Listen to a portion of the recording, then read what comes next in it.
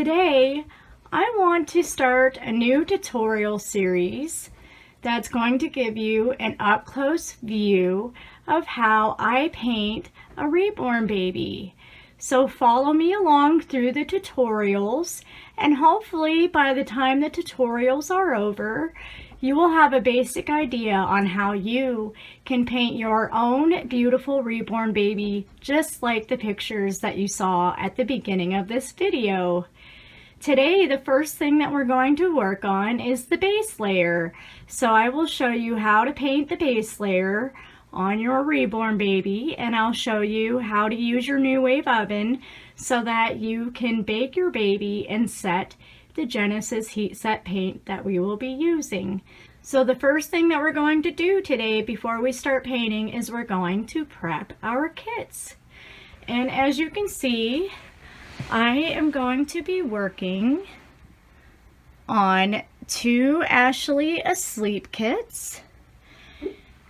And I also have a third kit that I'm working on for a customer, but it is a surprise kit, so I will not be showing him as we are working on kits. Okay, so the first thing that I'm going to do before I start painting is I'm going to prep my kits. And as you can see here, I have a whole bunch of doll kits inside this sink.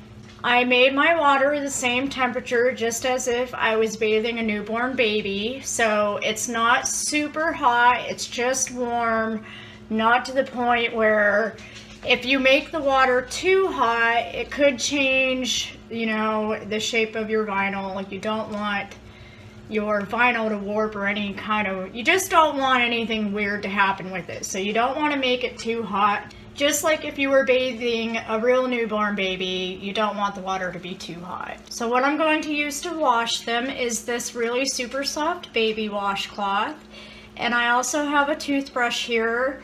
And the toothbrush is to just make sure that I can get into the creases really well, in between the fingers, the toes, inside the nose, the ears, because we want to make sure that there's no residue from the time that they molded. Sometimes you can get some powder in there, or you can get some residue as they're baking the doll or doing whatever they're doing with it. So if there's powder or residue left over inside the creases, the cracks, or anywhere, then you'll find that when you go to do your creasing later on, the paint won't stay very well. So we want to make sure that we get the kits very clean as we can. And I just wash gently, just like I'm washing a newborn baby.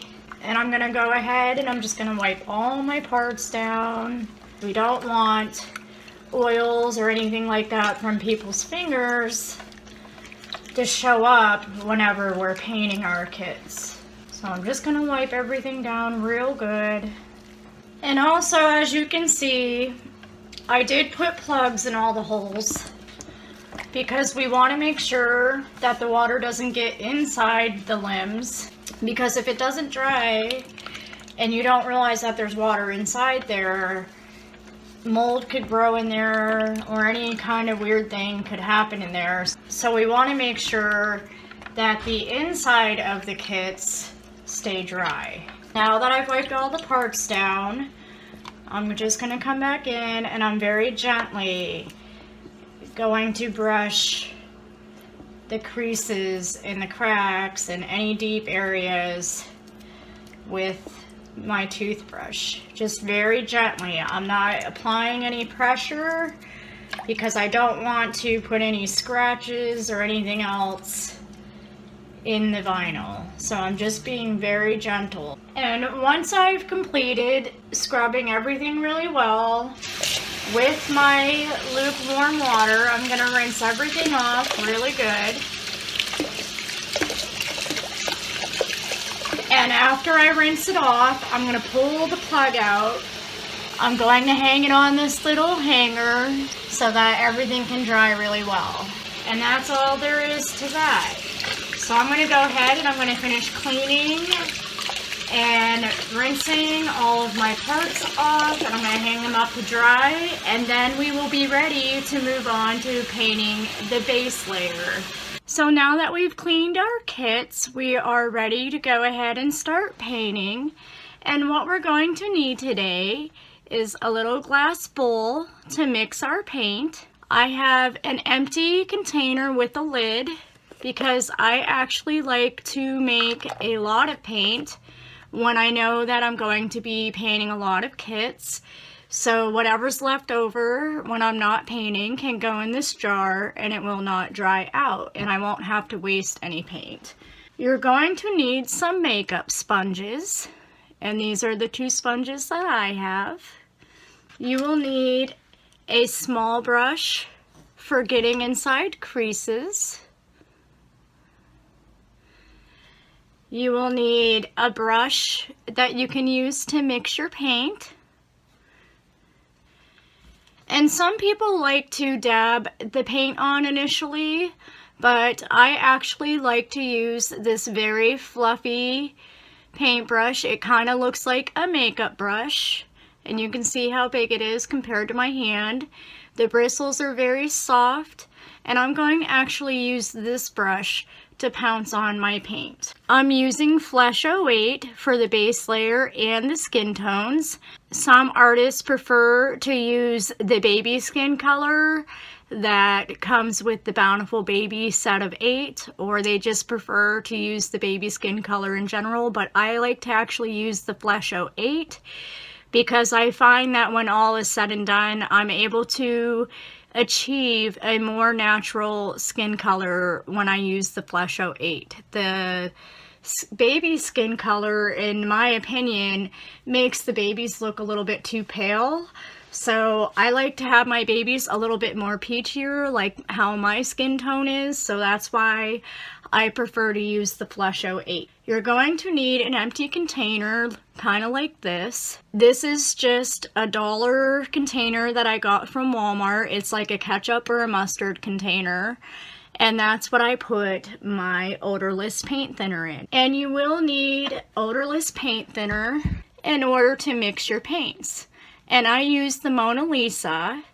And if you go to AC Moore or a Joann Fabrics or like a Michaels, they always have coupons that are usually from about 40% to 50% off. So compared to getting an 8-ounce container for $15 or something around there with shipping, I can get a 32 fluid ounce bottle for $8 with a coupon at AC Moore, Michaels, or Joann Fabrics. You will also need a wooden stand. As you can see here, I have my kit hanging on these little posts. And this little holder my husband made for me, I have 2 of them. I'm probably going to ask him to make me some more. That way when I want to make more than 2 kits, I can hang them all. Right now I just take turns with them, and I do one doll, take it up, put it in the oven, and then the 3rd doll that's not on the stand yet, then I put it on the stand while the other baby is in the oven. I am going to tell you, I usually don't keep my baby heads on the stand. Initially it's okay, but especially if the baby's head is heated, we don't want to put it on the stands, because what'll happen is it'll push up a little bump on the baby's head, and if the baby's head is warm, that bump will stay there. Or sometimes even if the baby's not warm, if you do it enough times and you leave it sit there long enough, it'll put a little indentation or a little bump on their head. So I usually like to keep my baby heads off of the stand, even when they're heating. And if you have a hard time getting them to stand up after you pull it out of the oven, you can always wrap a little washcloth around their head to support it from rolling, because if it rolls over like that while it's heated, then the head can get pushed in, or a deformity can happen as it's cooling, and you might not be able to get rid of that deformity. So I always make sure that my heads are able to stand upright. So the first thing we're going to do is we're going to add some of the Mona Lisa paint thinner into our glass bowl. And it doesn't have to be this glass bowl, but I can tell you, I try to do what I can to save money. So I got this glass bowl at Walmart for $1. I think it was a good deal. It's pretty good size. It fits in my hand. And I like using glass. Some people like to use like a little white mustard bowl, and that's okay too.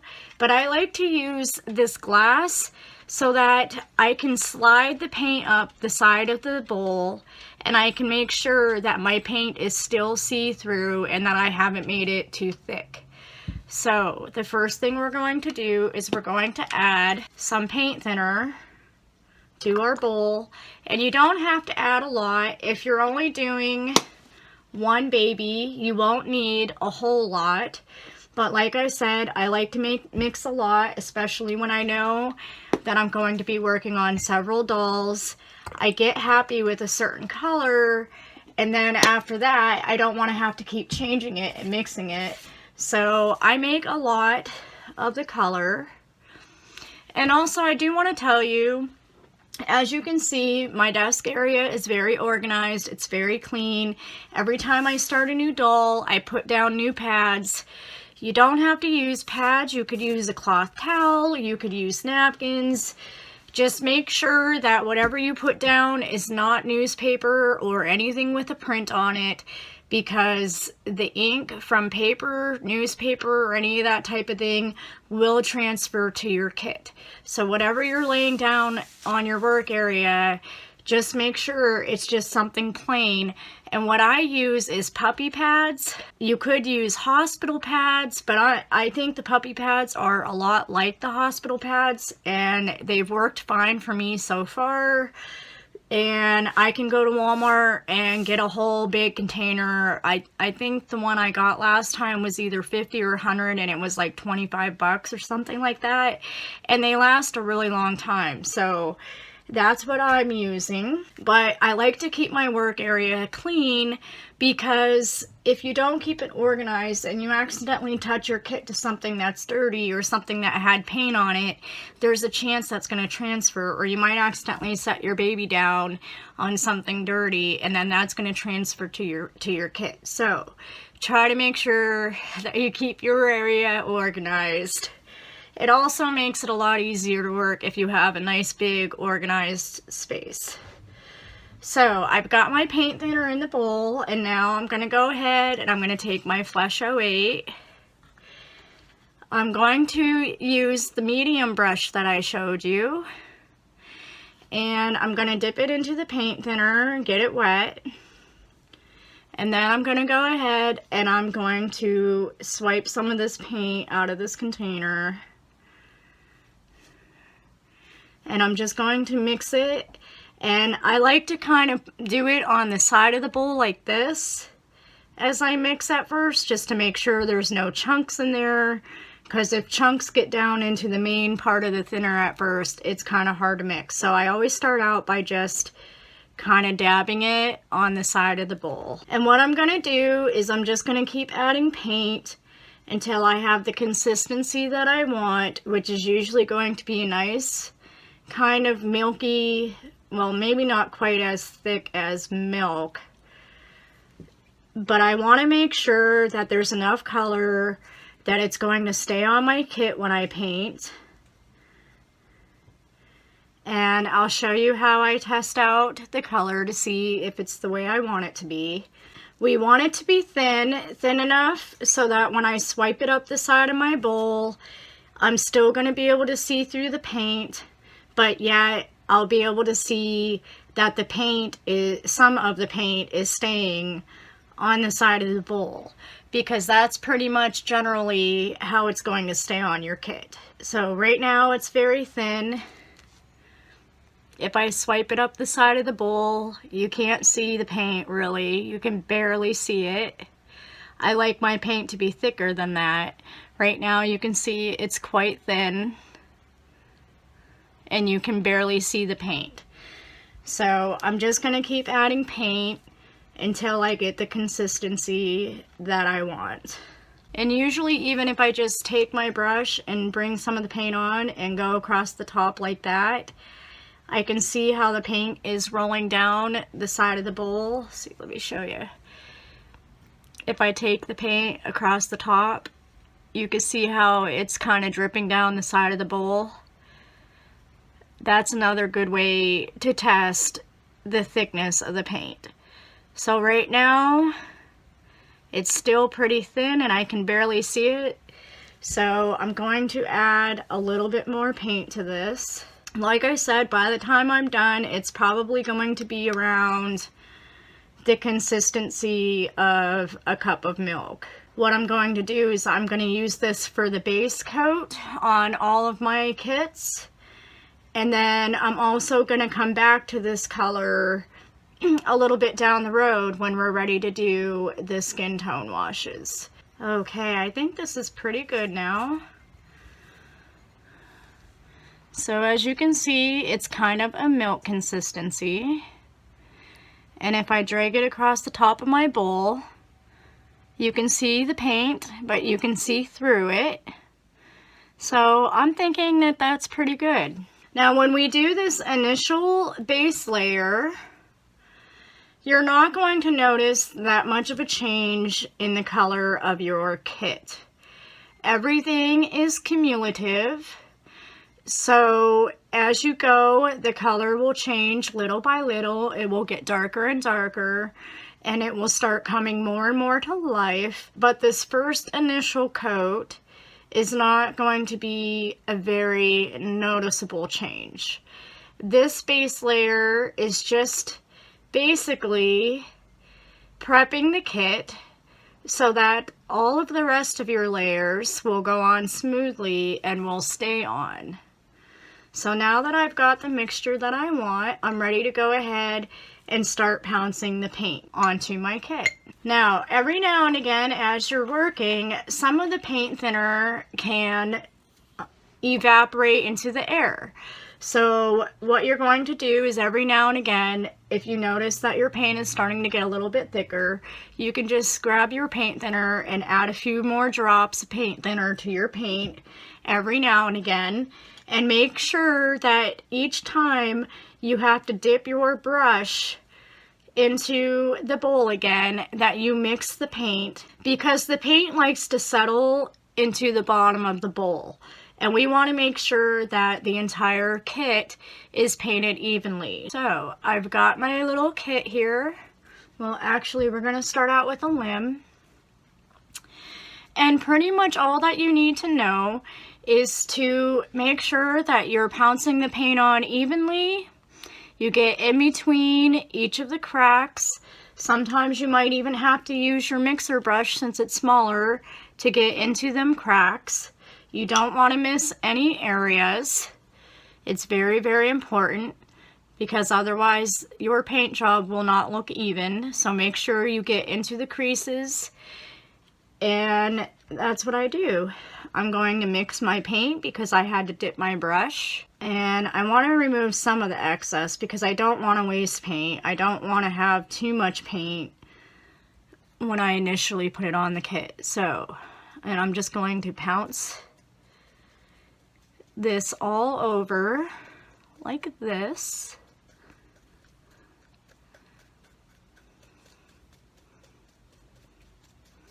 And make sure you can see the difference between where I didn't paint and where I did, because it's nice and wet.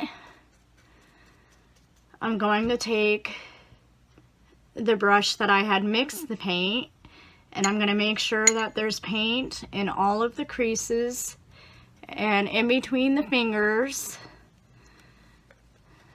down inside the hand where there's creases. I'm just going to make sure that it's on nice and even. And if it starts dripping down a little bit, see how it dripped down the arm? It's okay. You could just take your sponge and dab it off. It's not going to hurt anything. What I do is I do a little bit at a time. This way I can hang on to the part of the arm that I'm not painting. This gives me better control, so the arm is not just, you know, flopping around while I'm trying to pounce the paint off. So you're going to put the paint on, and then you're going to use your makeup sponge and you're going to pounce some of the paint off. And you do not wipe it off. We want to pounce it off. Just like this, because we don't want to leave any kind of weird like paint marks. We want it to look natural. So I'm just going to go through and I'm going to pounce the excess paint off. And I'm going to come back with a dry brush that doesn't have any paint on it. And I'm going to come back and remove the excess paint from in between the fingers or any of the deep areas where there could be excess paint pulled up. If the paint builds up in there and you don't remove it, it'll give it a powdery look, or there'll be a paint buildup look that won't be the same color as the rest of your kit. So I just drag the excess paint out with a dry brush and I kind of move off the sides away from the crease. This way I can come back with my dry makeup sponge again, just to make sure that anything was dragged out is now all even. So you can see that it's still wet, but there's no areas that are dripping. But if I come back in a little while as it's drying, and I can see that everything else is dry, but there's still some paint in the finger area or like in a crease somewhere, then I go back and I dab it out with my dry brush again, just to make sure there's no extra paint pulled up in them creases. That is very, very, very important. And you will know if you hit everything up with your sponge, because you'll be able to see the difference. If there's an area that you missed, it will look super wet compared to the area where you pounced. Okay? Also, I want to tell you, a clean sponge that has not been used yet has a straight edge. Sometimes it has kind of like a flash down the middle of it. And we don't want that to show up as we're pouncing, and we also don't want it to look like we're pouncing squares. So what I do is I just take my finger and I remove the corners just like that, and I take off this whole smooth edge so that by the time I'm done I have something like this. And so when I pounce, it makes the paint, it spreads the paint evenly and it gives it a natural look instead of it being straight edges. Repeat that step for all of your limbs. Make sure you get in between the toes very well. If you have toes that are spread apart, make sure you get in between the toes, you get inside all the creases. Put the paint on, pounce it off, and you're going to repeat that for all of your limbs. And like I said, for the foot, it's going to be the same thing as the hand. I always start out doing the ankle area and the foot first. I put the paint on and then I pounce it off. And then I move on to this next part, put the paint on, pounce it off, and then I do this final part, I pounce it on and pounce it off. And I do it in thirds. This way I have really good control of what I'm doing the entire time that I'm doing. So we're gonna repeat that for all of the limbs. And I'm gonna go ahead and I'm gonna show you how I do the face and the head. I also do this in steps. And the other reason why we want to do this in steps and we don't want to do a whole part at one time, especially if it's a big part, because once it starts drying, the paint's going to become a lot less movable. I do everything in parts to make sure that everything is done kind of quickly. You want to be kind of quick about it, but take your time and make sure that, you know, you're getting all the excess paint. But you want to be kind of quick about it because once it starts drying, it is going to become less movable. So the first thing I do is I do the face first. And I'm going to come in with this other brush that I've been using to mix my paint. I'm dipping my brush again, so I'm mixing the paint really well first. And now I'm going to come in and I'm going to get all of these creases inside the nose into any of these deeper areas first. Just to make sure that the paint is getting into the creases. I'm gonna also do inside the ears. Make sure you get it all the way inside the ears and around this outside part of the ear. Get all of the creases. If you get a little too much and it starts dripping down the side of the head, don't worry about it too much because you're just going to be pouncing it off. And now I'm going to come back with my bigger brush and I'm going to get this entire face area. I'm not doing the top of the head yet. I mean, you can do this forehead area. And then after I pounce the paint off of the face area and this forehead area, then I'll go back and I'll do the back of the head. So I got my paint on, and like I said, I'm gonna work kind of quickly here. You can see where it's really wet and I haven't pounced yet. And then as you pounce, it starts kind of drying off a little bit. Make sure that you get around the mouth, the ears, and the nose really well, and that there's no paint buildup anywhere. That's very, very important. So after I get done pouncing the excess paint off of the main parts of the face and this head area that I did, I'm going to come back in with a dry brush and I'm going to get the excess paint out of the creases, out of the ears, from inside the nose, the eyelid area, the mouth area. We're just going to make sure everything is nice and even and that there's no excess paint pulled up anywhere. But when you're painting, you'll see what I mean. You'll be able to see the difference between where you pounced and where you didn't pounce. And don't wipe your brush when you do the ears and things like that in the creases. You're going to just pounce it, just like you did when you got the paint on, because we don't want to leave paintbrush marks and we want everything to be nice and even. You can see in this nose area here how shiny it is, and you can see that the paint is pulled up in there. That's what we don't want. We don't want there to be excess paint.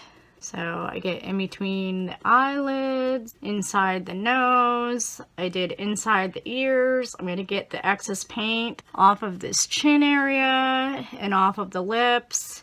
If there's creases around the neck or like down here in this area, make sure you don't forget to do that. And then everywhere where I just removed excess paint from creases, I go back over again with my sponge. Just to make sure that everything is even and there's no excess paint anywhere. So I'm just going to double check, make sure I don't have any thicker areas of paint anywhere and that everything is nice and smooth and even. And now that I've done the front and the forehead, now I can go back and do the rest of the top of the head and the back of the head.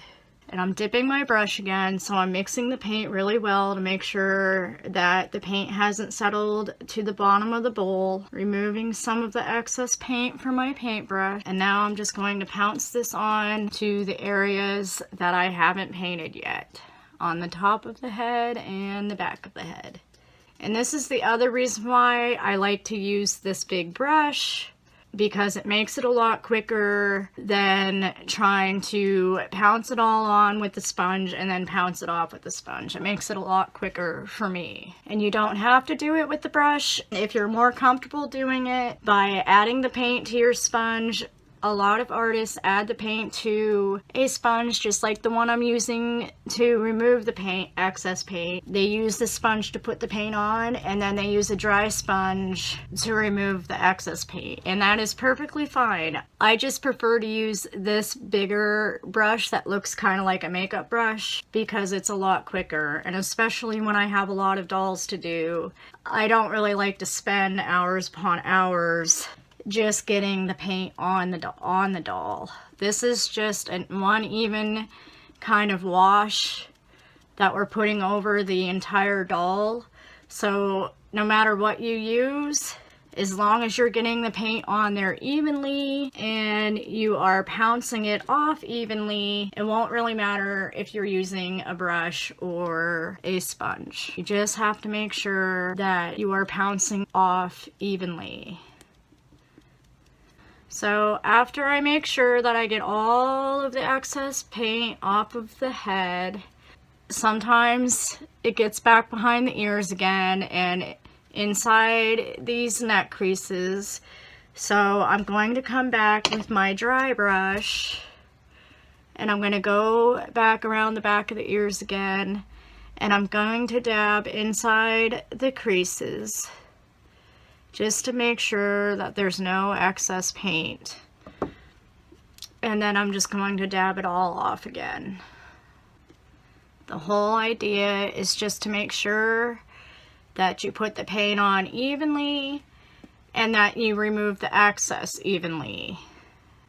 Okay, so once you are done pouncing the excess paint off, just look at everything. Make sure you don't see any paint pulled up anywhere and that you didn't miss any areas. And then we're going to set the head aside to dry. And once we are done with all of the limbs and the head, we will be ready to bake. So I'm going to go ahead and I'm going to finish the rest of my limbs, and then I'll be back with you guys to show you how to use the New Wave oven and to set your Genesis heat set paint. So now that I'm finished with the base coat and I have painted all of my baby parts, I'm ready to go ahead and put her in my New Wave oven. So I have a towel down, as you can see, that she is sitting on. This is the towel that I will be laying the parts. Once she's done baking, I will put the parts on the towel without any of them touching each other. This way they can cool. And before I'll be ready to do the next step of painting, I will wait for all of my parts to cool completely off. Inside the New Wave oven, I have lined the bottom with some cotton washcloths, and I've been using these same set of cotton washcloths for 6 months already. And they are a little discolored. I have washed them, but of course over time of baking they do get discolored, but as you can see, they're perfectly fine. They're not burning, they don't catch on fire, and they work out really well. You don't want to put your baby just on this part. And when you place your parts, you don't want any of your parts to be touching anywhere on this oven. And I'll show you what I mean by that. And also, when you place the parts, you want to make sure that when they're in here, that none of the parts are touching each other before you set it to bake. Okay, so I have all of my parts inside the oven. I have my head sitting upright. We don't want to lay it on the back of the head or on the side of the head, because if you do, as it bakes, the head will sink in and it'll be deformed by the time it cools and everything else. So we want the head to be upright. And as you can see, none of my parts are touching metal anywhere. And they are also not touching each other, because we don't want it to stick to each other as it is baking. And once I have them in there and I make sure nothing is touching, then I like to cover the head with another cloth. This prevents it from falling over, and I just kind of tuck the cloth in there so that as it's baking, it doesn't come off from the fan or anything. And it's okay if the cloth is touching the other parts, just as long as the parts are not touching each other. My lid is all the way down to the base. I do not have the extender ring.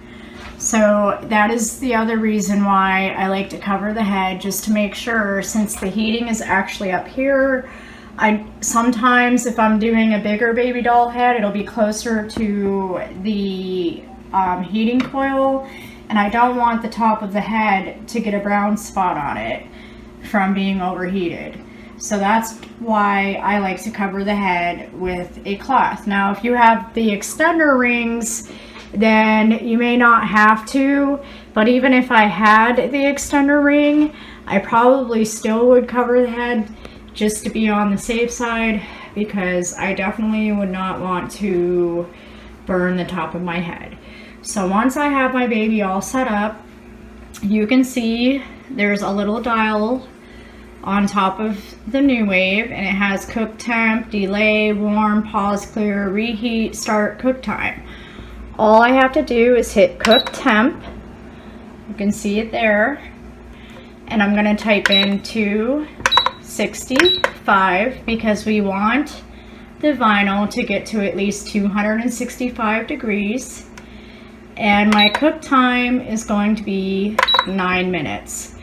And the reason why I like to do 9 minutes is because it usually takes about 7 minutes for the paint to actually set. And it takes a minute or two for this to actually reach the 265.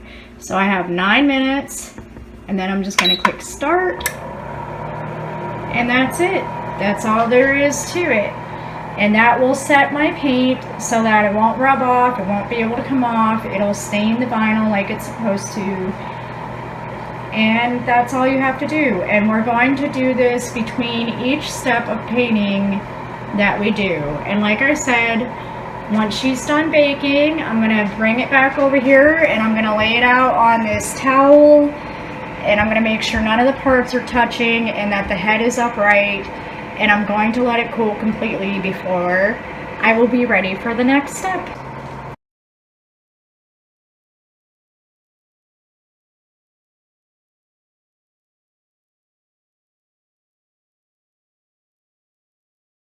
Hello everyone, and welcome back to part 2 of how to paint reborn babies like Belle. Today we're going to be working on modeling. And before I go ahead and get started with the modeling, I just wanted to go back for a minute because I forgot to mention a couple of things during part 1. First of all, I had a question about the cleanliness of hands. So, some artists do choose to wear gloves to prevent oil from transferring from their hands to their kit, but I have very tiny hands. Very, very tiny hands. So I choose not to wear gloves because even the small gloves are super big on me and they just get in the way when I'm painting. And typically if I wash my hands really well, they stay dry, they don't get oily. I'm just one of those kinds of people that doesn't get sweaty hands or get oily hands. But what I do is I make sure that in between each step of my painting, I wash my hands very well. I get inside my nails and I just make sure that there's no paint residue or anything like that on my hands in between each step of painting my dolls. The other thing that I forgot to mention is that when you are using your New Wave oven, you want to make sure that you are in a very highly ventilated area. In my home, we have a huge kind of old-fashioned vent right on the wall, right next to my New Wave oven. So as soon as I open that vent, the fan kicks on and it sucks all of the fumes right outside of the house. So I've never personally had any issues with being able to smell fumes or anyone getting sick from the fumes. And same with the paint. I use this Mona Lisa odorless paint thinner, which you will need today. And it doesn't seem to bother me, but if you are the type of person that does get bothered by fumes or from the paint or from baking your doll, then you may want to wear a mask just to keep from breathing in those fumes. Also, I get questions a lot about the baking of the doll, if it's okay to bake a reborn doll in a regular conventional oven. And what I can say to that is that I would not recommend using a conventional oven because you can't guarantee that your doll is going to bake evenly. But if you are going to use a conventional oven, you need to make sure to line a cookie sheet with a cotton towel and do not let your baby parts touch anywhere on the pan. The other reason I choose not to use a conventional oven is because I do cook food in the conventional oven, and I wouldn't want the residue from baking my kits or the fumes from baking my kits to end up in the food that I am cooking. So that is why I choose to use my New Wave oven. And I know that the New Wave oven, it can be costly to buy one brand new if you go to your local store and try to buy one. However, I got a really good deal on my New Wave oven. I actually went to eBay and it took me a while to search through them all, but I was able to find a gentleman who was selling a New Wave oven, and in the offer it said something along the lines, I believe it was like $60 plus shipping or best offer.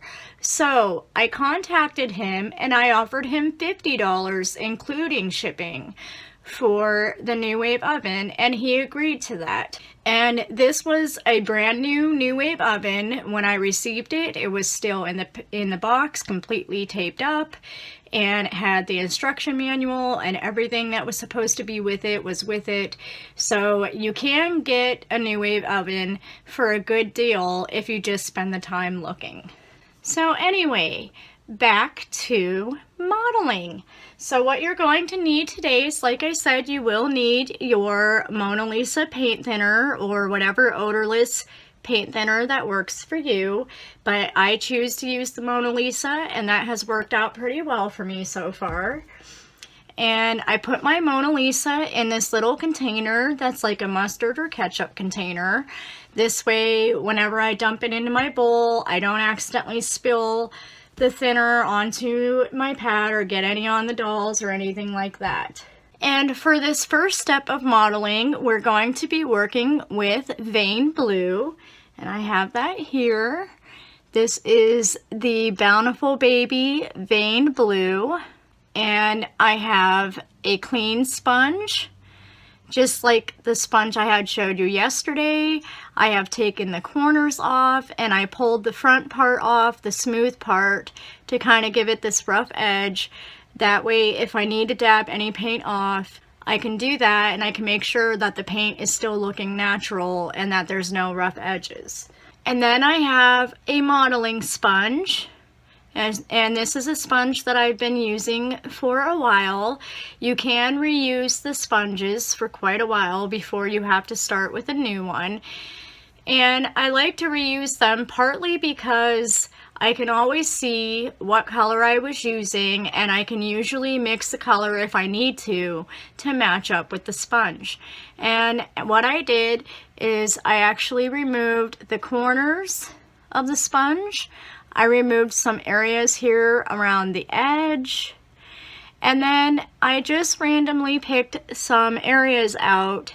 I gave it a kind of pattern, and that's how I'm going to get the modeling effect on my vinyl. And you can use your fingers to do this, or you can use some tweezers. I usually just pick it out with my fingers.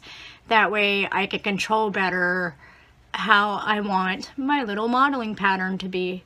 You will need a brush to mix your paint with, and this same brush is also going to be used to apply the paint to the modeling sponge.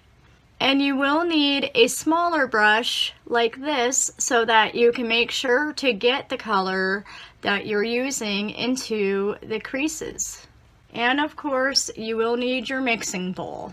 So the first thing that I'm going to do is I'm going to put some paint thinner into my bowl, and I'm going to take my vein blue and I'm going to wet my paintbrush with the paint thinner. And then what I'm going to do is I'm going to get a little bit of blue onto my brush. And just like yesterday, I'm going to dab it on the side of the bowl first. And then I'm going to mix it in. And we want to add the blue just a little bit at a time because we don't want the color to be too thick, because then it'll go on the vinyl very darkly and it will be darker than we want it to be when we start our modeling. I just want my paint mixture to be very thin so that when I'm modeling, I can just barely see this blue on my kit. And I can test out the color two different ways. I can drag the color across the top of my bowl, And as you can see, as I do that, you can see very faintly that there is a little bit of blue in there. I can also take my brush and just wipe it on my pad, and I can see that there is some blue left here. So this is probably thick enough. So when I'm modeling, if I can barely see the blue, then I will come back in and I will add a little bit more blue to my mixture. And if the blue is too overwhelming, then I will just add a little bit more paint thinner just to thin up my blue a little bit if it's too dark. So what I'm going to do is I'm going to start out with a leg. And to test out my color before I go ahead with a big area, I'm going to apply some of this blue onto my sponge, and I'm going to try to just apply the blue to the raised areas of the sponge. And before I start applying it to my limb, I'm going to dab it out a little bit on my puppy pad so that I can make sure that there is not too much paint. And you can see here, you can see my modeling pattern. And I'm going to start out with the bottom of the foot. This way I can test out to make sure that the blue is not going to be too dark.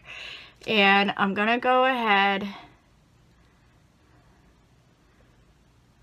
test it out. And you can see very faintly that I have added blue to the bottom of the foot. Okay? And after I've tested it out, it seems like it's not going to be too blue, then I'm going to model the rest of my limb. And what you want to do when you're modeling is you want to make sure not to miss any areas. And I am going to rotate my sponge as I go. That way it doesn't look like a repeating pattern over and over and over again. I'm going to keep turning my sponge as I go. And I'm going to take my time because I want to make sure I don't miss any areas. And also, I don't want to keep going over the same spot more than once because then the pattern will overlap and it will just look like a big splotch of paint instead of giving me the modeling look that I want. And once you get used to doing this, you'll be able to speed up a little bit, but just don't go so fast that, like I said, that your modeling pattern is running together instead of actually showing a pattern like it's supposed to. And I'm going to do this to the entire kit. Now, when I get to the creases, I'm going to come in with a little brush, and I'm just going to kind of sporadically just dab a few areas of the creases so that it doesn't look like the creases aren't modeled, because then it will not have a natural look. I'm even going to dab a little bit of color in between the toes, and we just want to make sure that everything is nice and even. You're not overlapping any areas, and as you can see, you can kind of see the pattern that it's creating. And the blue is not very dark. However, it's dark enough to be seen. Now, if once I bake, I come back and I don't see the blue at all, then I will know that I need to darken my paint a little bit and I'll have to go over it again. But for right now, it's looking pretty good to me. I can definitely see that there's a pattern there. So this is probably just right. So before I set it down to dry, I'm going to look it over and I'm going to make sure that I haven't missed any areas. And once it is dry, if I see any areas that are darker than the rest, all I have to do is come back in with this clean sponge and I can just gently dab a little bit and I'll be able to lighten up the areas that are dark. And I'll show you that in a minute. If any of my areas are darker than they should be, I'll show you how I lighten them up. Okay, so now that we have modeled all of our doll parts, The last thing I do is the doll face and the head. And what I like to do is I like to start out with the back of the head and the top of the head and the ear area and maybe just a little bit around the ear and under the chin. And then when there's hardly any paint left on my sponge, then I will gently go over the face just a little bit. And also I want to tell you, just like before, each time that you have to dip your brush, make sure that you mix your paint really well, because as it sits, it does like to sink to the bottom of the bowl. And if you notice that your paint is starting to get darker as you're modeling, all you have to do is just add a few more drops of your paint thinner and you'll be able to thin that paint mixture right back up again. So I'm going to go ahead, I'm going to move this bowl over just a little bit because I don't want to accidentally dump it while I'm painting my head. And I'm going to apply some more of the blue paint to my sponge and just to the raised areas, just like this, just to the raised areas. And then I'm going to blot it out just a little bit because we don't want the paint to drip and run together as we're modeling. And I'm going to start out with the back of my baby doll's head, just to test it out, make sure it hasn't gotten thick, and it looks like the paint is still good. So I'm going to go ahead and, just like I did with the limbs, I'm going to rotate my sponge back and forth as I go to make sure that my pattern is staying nice and even and there's no splotches where the paint is running together to create a big splotch instead of a pattern. So just take your time as you're going. Make sure that you only hold on to the spring because you don't want to miss areas and you don't want to leave fingerprints on your baby as you're painting. So I'm doing the back of the head, the ear area, the top of the head, and I'm just making sure to get it nice and even. I'm going to get right next to the ears. I'm going to get under the chin. I'm going to get it onto the ears. And once I've done around the entire face, the back of the head, the top of the head, and you can see I haven't done the face now, but there's hardly any paint left on my sponge now. So now I'm going to gently go ahead and go over the face with the little bit of paint that I have left on my sponge. Now, you don't have to put the modeling on the face if you don't want. It's your preference. Some artists like to do the face and some don't.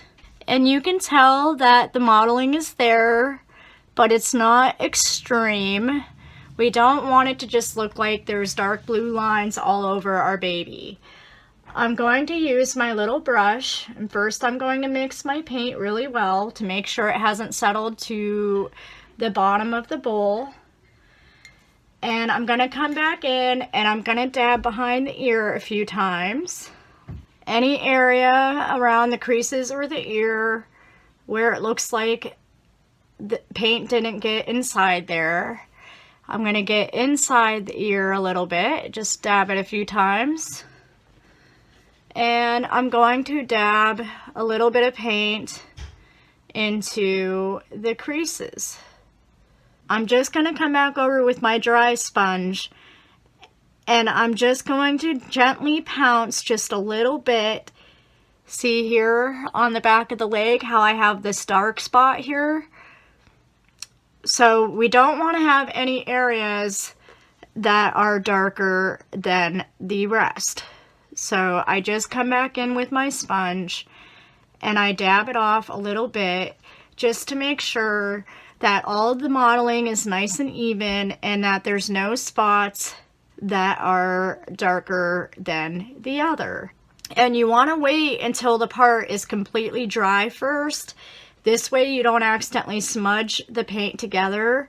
You want the pattern to remain the same as you are blotting it. So once I have completed modeling my entire kit with the blue, I'm gonna come back in with this same blue, and with a small brush, I'm going to do my blue shading.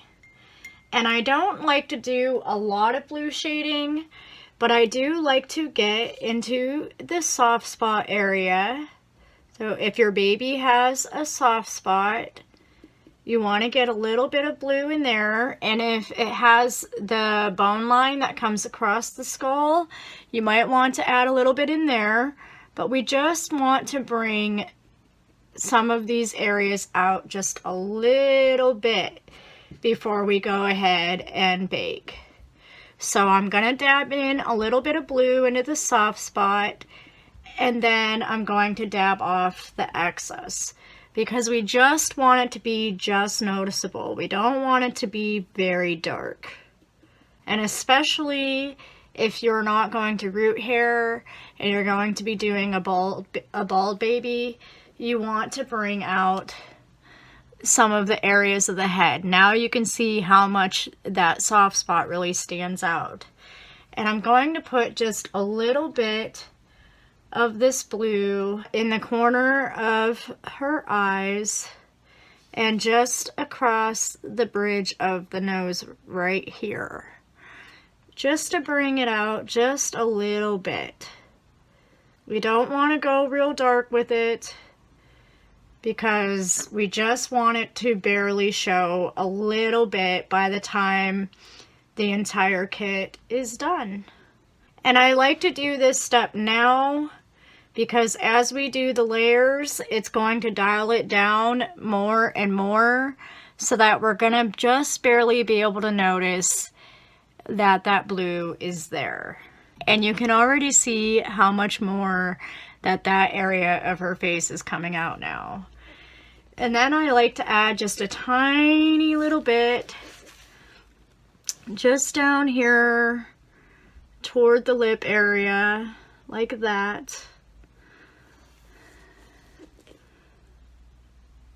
Kind of from the nose to the lip area, because if you look at a newborn baby, especially a preemie, they always have a little bit of blue around their mouth. Not a lot, just like I said, just enough to be able to barely tell that it is there. And then once you get the blue where you want it, you're just gonna dab at it and you're gonna blend it in so that it looks natural. And I'm gonna add also a tiny bit of the blue underneath the lip area and the chin right here. And I'm going to blend that in. I'm also going to add a little bit of this blue to the inside of the ears, just the deeper areas, because by the time we're done painting, all of these colors are going to build up and it's going to add depth and realism to our baby. So I just come back into the deeper area of the ears and I apply a little bit of the blue and then I dab it out with a dry brush. Go over the bigger areas with my sponge just to make sure it's well blended in. And I also get inside of the nose. Anytime we paint a color, we're going to paint the inside of the nose, because same thing with the nose, as we go, the inside of the nose is going to get darker and darker. I'm also going to add just a little bit of this blue to the temple area, just enough to see that it's there. And depending on the kit, you can kind of see where that temple area is. It's kind of like a triangular shape. So I just add a little bit of the paint to the temple area, like that. And then I dab it off and blend it in with a clean sponge. And if once I apply the first time around, I can barely see it, then I will come back over it a couple of times. But just be very careful because we want it to be just noticeable. We don't want it to be super dark. And we want it to be well blended in. We don't want there to be any rough edges. But now you can see how her temple is standing out just from doing that little bit of blue shading. Just like that. See how her temple area is standing out a little bit now? And it just added a little bit more depth to our baby's head and made it all the more realistic. And once I'm done with my blue shading, I'm just going to set my baby's head aside to dry. I'm going to go over all of my parts that I had modeled or done blue shading on, and I'm going to make sure that it's all even and that no spots are darker than the other. And if I'm satisfied with how it looks, then I'll be ready to bake. And we're going to bake our baby parts at 265 degrees Fahrenheit for 9 minutes. And then we will be ready for the next color of modeling.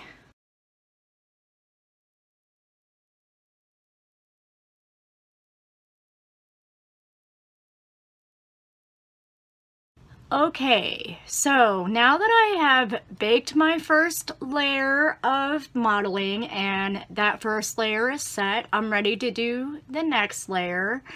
And you're not able to see very well on my camera, but the last layer, which was the vein blue, I can just barely see it. It's very subtle.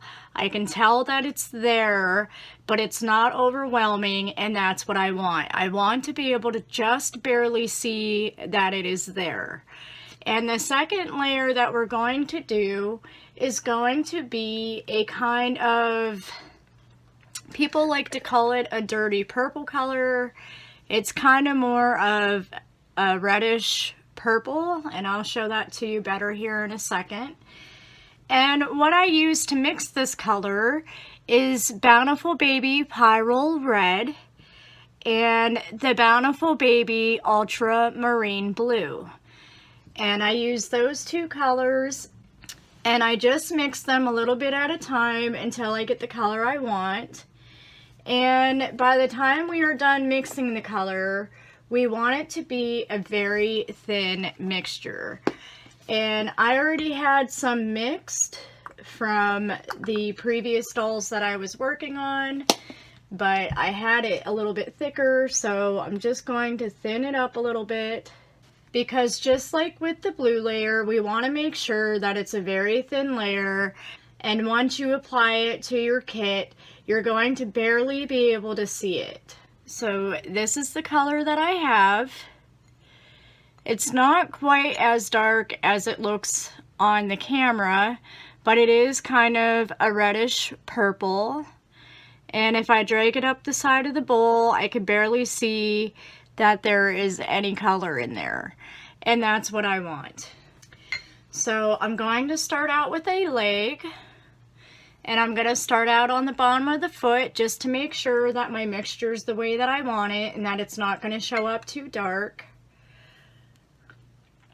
And as always, make sure that you mix your paint very well, because the paint does like to settle to the bottom of the bowl.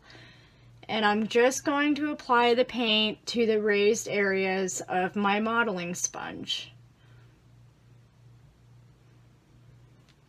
I'm going to blot a little bit of the excess paint out on my puppy pad just to make sure that there's not too much paint.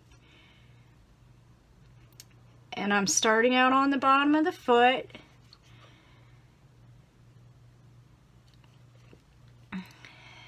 And it is looking like I have this just right. So I can see that I've applied it, but it's very faint, and I'll show you in a second. And remember to rotate your sponge as you go to make sure that the pattern is changing and it's not just a repeating pattern, just like we did before with the blue layer. I'm going to do the entire limb.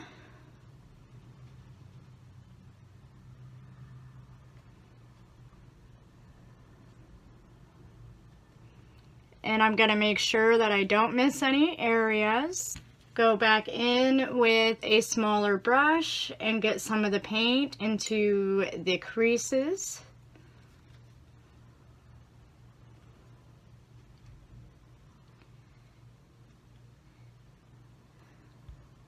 And into any of the deeper areas. And to make sure that it all looks natural and even. And as you can see where I've modeled. It's not extreme. And I'm gonna let my part dry. And if by the time it dries I can't see it, then I can thicken my paint up just a little bit more and I can go over it again. But this is looking pretty good. I can see that it's there, but it's not extreme, and that's the effect that I want. And I'm going to repeat that step for all of my body parts.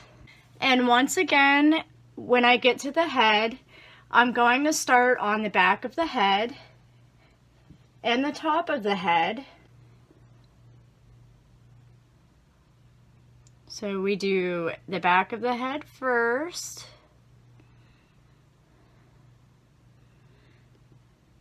Make sure you rotate your sponge as you go. And take your time so that you don't miss any areas. We also want to try to avoid going over the same area too many times, because then you'll just have a big splotch there instead of a pattern. So I'm doing the back of the head, the neck area, the top of the head. And once I get done with the top of the head and the back of the head, I come down the side near the ears. I go and I get underneath the chin area, get on top of the ears, and then I'm going to do the forehead. And now that I've done the entire head, my sponge is a lot more dry, so now I can go over her face area, because I don't want the modeling on the face area to be as noticeable and dark as the rest of the baby doll. I'm going to dab a couple of areas inside the ear, around the ear, inside the nose,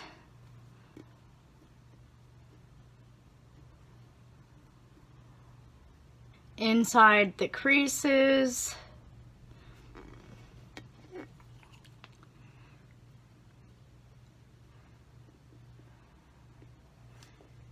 and that is all there is to it.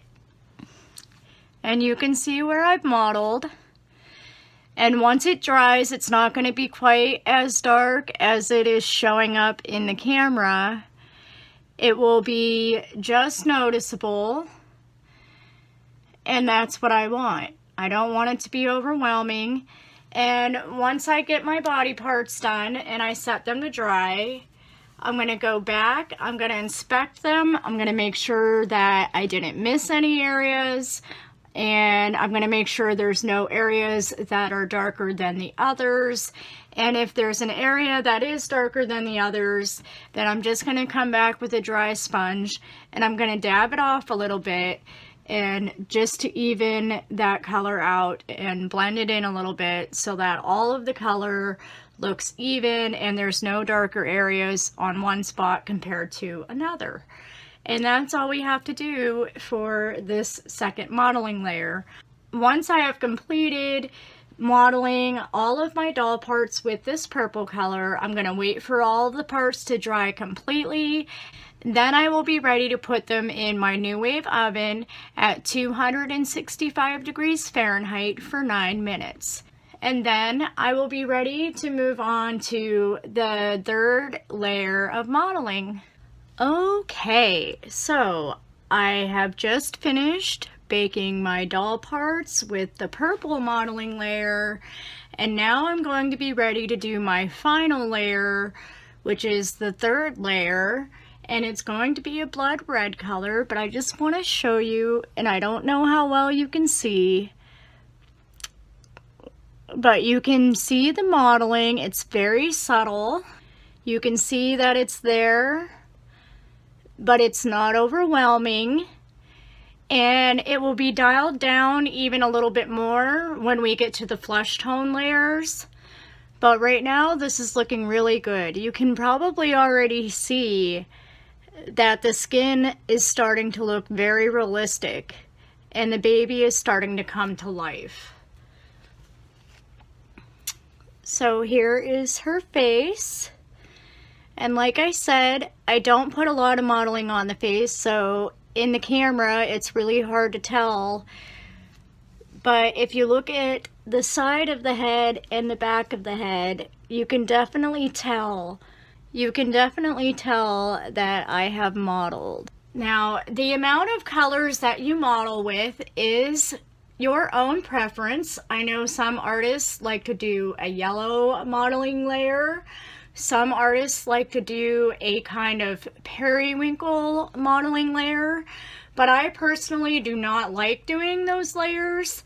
I don't like doing the yellow because I think it makes the baby look jaundice, and that's just my opinion. I don't want my babies to look jaundice or to look like they're sick. And I don't like doing the periwinkle layer because I just find that it makes the baby look gray. And that is just my preference. It's my opinion. Sometimes for me as an artist, less is more. And like I said, you can already see how realistic this is starting to look. And that was with only 2 layers, the blue layer and the purple layer. And once we do this blood red layer, she's really going to start coming to life. And it will be, for me, it will be just the right amount of modeling. So the paint that I use to mix this particular blood red color is Bountiful Baby Pyrrole Red, Bountiful Baby Burnt Umber, and Bountiful Baby Ultramarine Blue. And I start out with my red, and then I add a little bit of the burnt umber to it and just a little bit of the blue. And by the time I'm done mixing, I get this kind of blood red color. And I test it out by just taking a little brush full and I rub it onto my puppy pad, and I can see that I have a blood red color. Now, red stains the vinyl very easily, so I want to make sure that my mixture is very thin so that when I brush it up the side of my glass, I can see that there's red there, but it's just barely. You can barely tell that there's a little bit of red pigment in there. And that's the thickness that I want. If you get it too thick and then you dab it onto your baby doll, it's going to be a lot harder to remove than the other 2 colors were, because red just stains the vinyl a lot easier. So I'm all set to go ahead and do my final layer of modeling. And just like before, I'm going to start out with the leg, and I'm going to start on the bottom of the foot. That way I can test out my color and make sure that it's not too thick. I'm going to mix up my paint really well to make sure that the paint has not settled to the bottom of the bowl. And I'm going to apply the paint to my modeling sponge. I'm going to dab just a little bit of the excess paint off of the sponge, and then I'm going to go ahead and start with the bottom of the foot. And this is looking pretty good. I can see that I modeled it, but it's not extreme. It's going to be just barely noticeable. And if I start modeling, just like before, if my part starts drying and it doesn't seem like I can see any of the color, then I will darken my paint up just a little bit, and I'll go back over it again. But I think that this is going to be just right. I want to be able to see that it's there, but I just want it to be nice and subtle. And the reason why we want it to be subtle is because we want the modeling to be noticeable, But we don't want it to be so extreme that it looks like our baby has some kind of rash or something. We just want it to be very subtle and natural looking. After you do this layer and you bake, you're really going to be able to see your baby starting to come to life, and it's going to really start looking like real skin. So as you can see, you can tell the mottling is there. And just like before, I'm going to go back into the deeper creases with my smaller brush and just add a few little areas of color into these creases, just to make sure everything is nice and even looking. Get into these deeper areas a little bit. And I'm going to inspect my parts and make sure that there are no areas that I've missed. And then I'm going to hang it to dry. Just like before, I'm going to start out on the back of the head, and I'm going to work my way around. I'm going to do the back of the neck, the back of the head, and the top of the head, around this ear area. And I'm going to take my time so that the mottling is not overlapping and creating big splotches of paint areas. I'm making sure that I am rotating my sponge as I go, the chin area, and I'm going to save the forehead and the face for last because I want the mottling on the face to be very subtle. I want to be able to see that it's there, but I don't want it to be as dark as the rest of her head. And before I hang my part to dry, I am going to inspect it very well and make sure that I haven't missed any areas. And there we go. You can tell that I have mottled. It's not extreme. And by the time I bake it, it will be lighter. And that's the effect I want. I want to be able to see that I mottled, but I want it to be very subtle. So I'm going to repeat this step for the entire baby. And once the baby is dry, if it doesn't look dark enough, I'll darken my paint a little bit and I'll go back over it. I'll also check to make sure that there aren't any areas that are darker than the rest of the baby, and if it is, I will come back with my clean sponge and I'll just dab that area off a little bit just to lighten it up and to make sure that it's even with the rest of the baby. So for instance, right here on the back of my baby's head, I can see that I got it a little bit darker than the rest of the baby. So I'm just going to come back with my dryer sponge and I'm just going to dab at that just a little bit just to lighten it up and blend it in a little, because we don't want to have any areas that are extremely darker than the rest of the baby.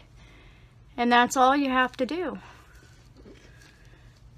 Once all of my parts have dried completely, I will put her back in the oven at 265 degrees Fahrenheit for 9 minutes.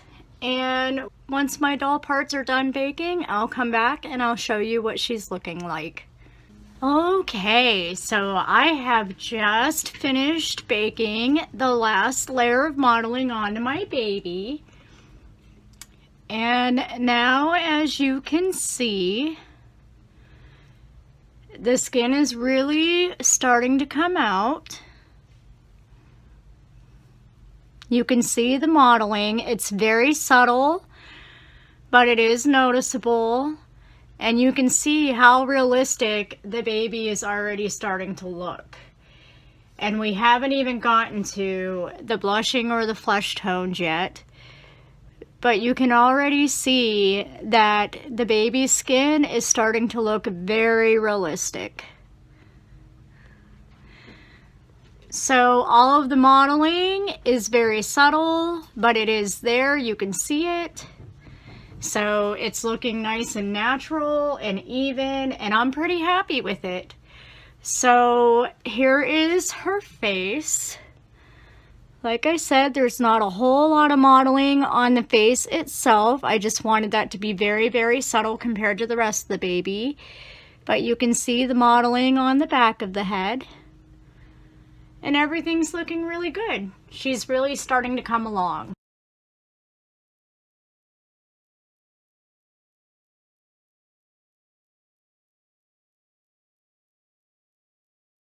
Hello everyone and welcome back. Today we are working on part 3 of how to paint a reborn doll like Belle, which is the veining. And what you're going to need today is your paint thinner, Bountiful Baby Vein Blue. You will need a clean sponge, your mixing brush, and a small detail brush. And it can be whatever brush that you are comfortable with as long as it is a small brush. And the first thing I'm going to do is add a little bit of paint thinner to my bowl. I'm going to wet my brush, dip it in my paint, and I'm going to mix up my paint. So by the time I'm done the thickness I want, if you drag it across the top of your bowl, you can see that some of the paint is sticking to the side of the bowl. And you can see that the blue is there, but you can still see through it. And that's the thickness that I want. And then I'm going to take my small brush and I'm going to go ahead and I'm going to start with the head. It doesn't matter what part you start with, but I like to start out with the face and the head. And I'm going to paint a couple of little capillaries over the eyes. And when you are painting, you want to try to keep the veins kind of thin. You don't want them to be real thick and look like that you drew with marker onto it. But I like to add a couple of little capillaries over the eyes, like that. I try to be really careful about getting my veins too dark. So if I paint the first time and it looks like the paint is too thin and I can barely see it, I have to keep in mind that when I go over this with other layers, that the color is going to be even more and more subtle. So a lot of times what I have to do is wait for the veins to dry for the initial time, and then I come back in and I go over them again. But once we paint them on, we're going to dab off a little bit on the end, on each end of the vein, and just blend it in a little bit so that it looks like it's going under the skin. And I also like to dab the entire vein itself so that it doesn't look like a rough edge and it is nice and blended in. And this first time around it was very faint, so I'm going to go ahead and I'm going to paint over that one more time.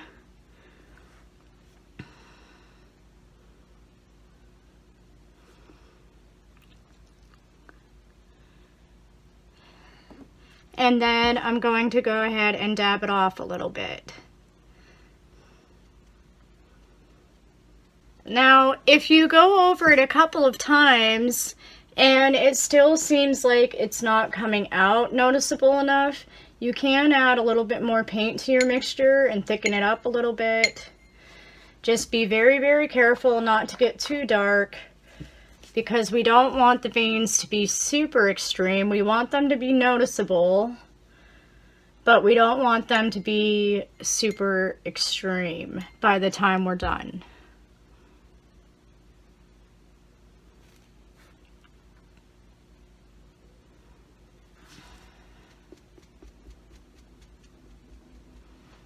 Also, I want to say that when you are painting the veins, you don't want to paint straight lines. You kind of want to do a little bit of a squiggle. Don't draw a straight line because then it won't look natural. And if you look at your own veins, they're not really completely straight. And it would be even less straight for a baby that has very small veins.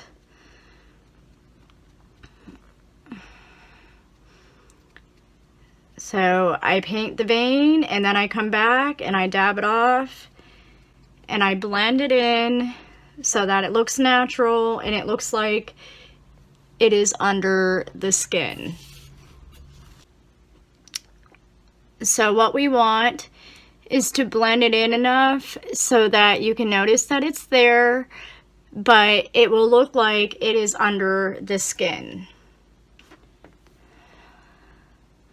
So you can see where I put it, and it's looking really extreme right this moment. But I'm going to come back in, I'm going to dab it off again, gently, because I don't want to remove all of the paint.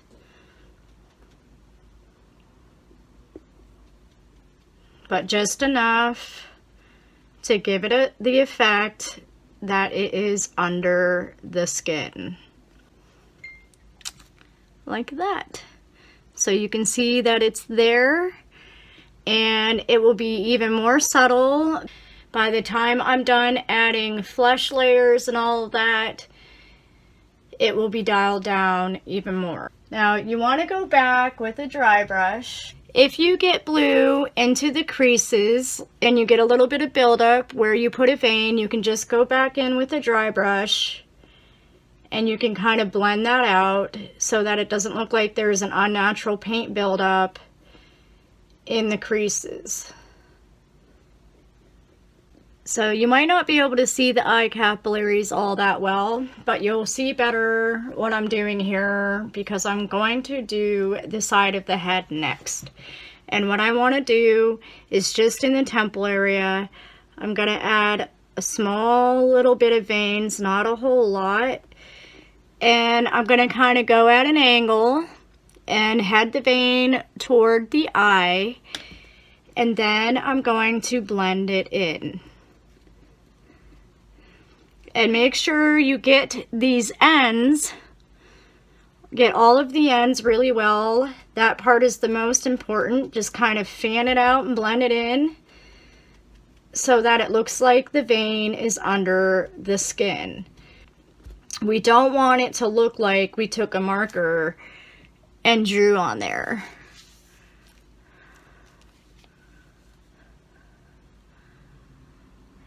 So you can see it, but it's subtle, it's not extreme, and it will be even less extreme by the time we get the other skin tones on there.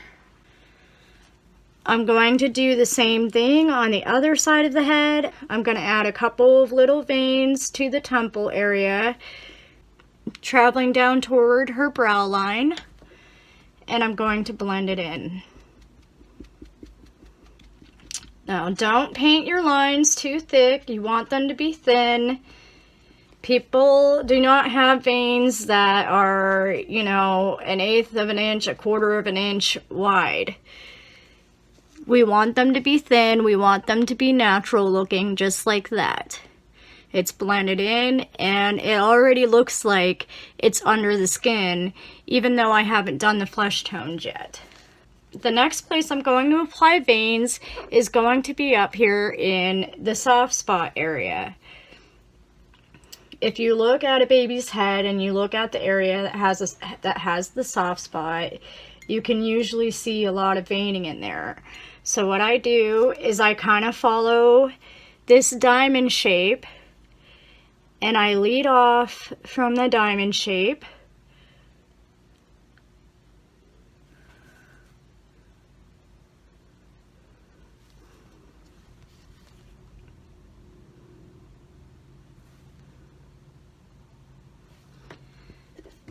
Just like that. I can also put a couple of little veins up here in the forehead area.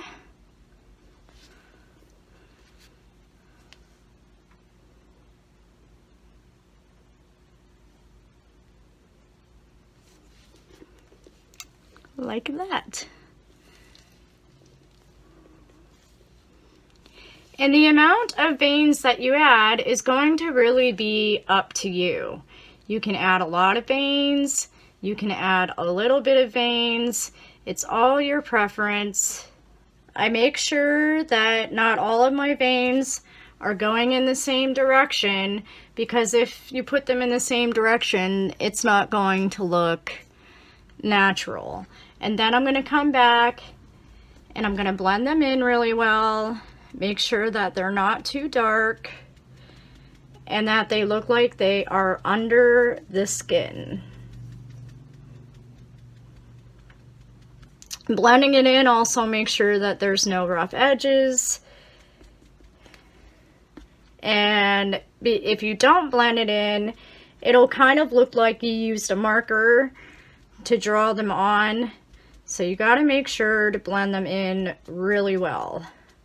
Now, as I said before, if your veins aren't dark enough, you can go over them again. Sometimes it takes me 2 or 3 times. But once you get the hang of mixing your paint, you'll know how thick you need it. And you'll be able to get it to a point where you will just know that it will stay the first time around. But as you can see, I have blended everything in very well. So it looks like it's under the skin. It's very natural looking. It's very realistic looking. I'm also going to add a little bit of veining on the back of the head. Now this veining, especially on the top of the head, it's really important if you're going to have a bald baby. You want to have these details, but you also want to make sure that everything is well blended in, because if you're doing a bald baby, of course we don't want it to be super extreme. We just want to be able to just tell that they're there by the time we're done. And you can see how realistic that looks. So I'm going to add a little bit more veining to the back of the head. And even if you're adding hair, I still do this part because I feel like it just wouldn't be complete if you don't add veins everywhere. Even though we have hair, we still have veins on our head.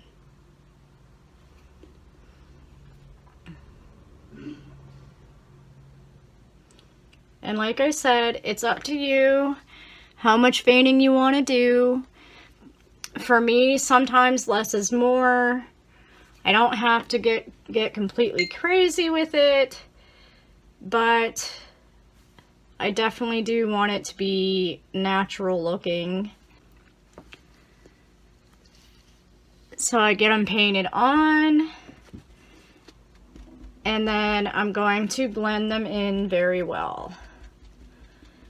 Now, I'm not smudging or dragging my sponge, I'm just dabbing at it, because we don't want to smudge the blue and get blue where we don't want it to be. We want it to stay where we placed it for our veins. So I'm just dabbing the excess paint off. I'm not smudging it or dragging my sponge across it.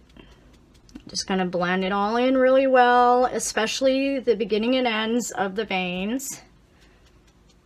It's okay if there's a little area here and there throughout the veins that's a little bit darker than the rest, because sometimes if you look at your own veins, you do see darker areas and lighter areas. But you can see it's nice and subtle. And that is about the extent of what I do for the veining on their head. So just keep your lines thin. You can see how thin I made my lines. They're not super thick, because if you make the lines too thick, it's going to look like you drew it on with marker or something. And we don't want that. We want it to look natural. So keep them thin. If you look at your own veins, even as an adult, Your veins are not very thick, you know, they're thin, they're skinny. So each time I'm done with the part, I'm gonna set it aside to dry. We don't want to bake until we make sure that everything is completely dry.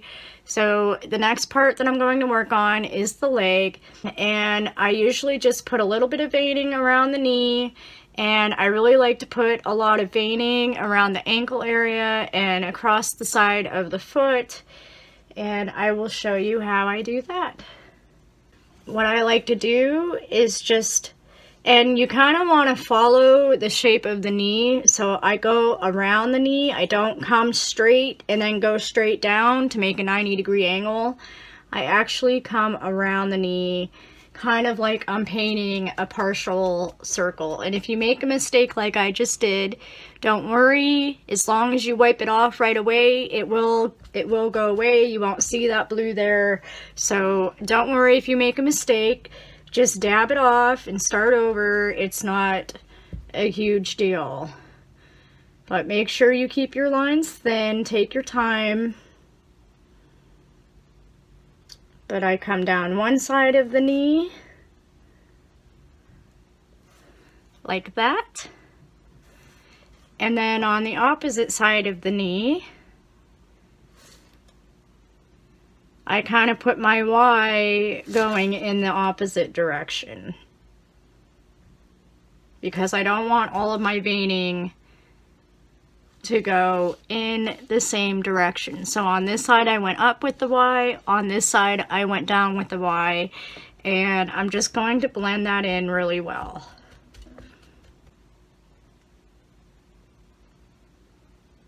Okay. If the vein's not dark enough, I can go back and I can paint over it again. Just try to make sure that if you have to paint over it again, you stay onto the line that you already painted. Otherwise, it's going to give it a weird effect. So you can see that the veining is there. It's subtle. I can barely see that it's there, but that's what we want. We want it to be natural looking. We want it to be subtle. Just like everything else, we want this to be very subtle. So I'm going to come back down into this ankle area, and what I like to do, I kind of see where this ankle bone is. I start a little bit above that, and then I kind of Y around. I kind of paint a Y around the ankle like that. And with this outer vein, I'm going to carry it around the heel and down the side of the foot.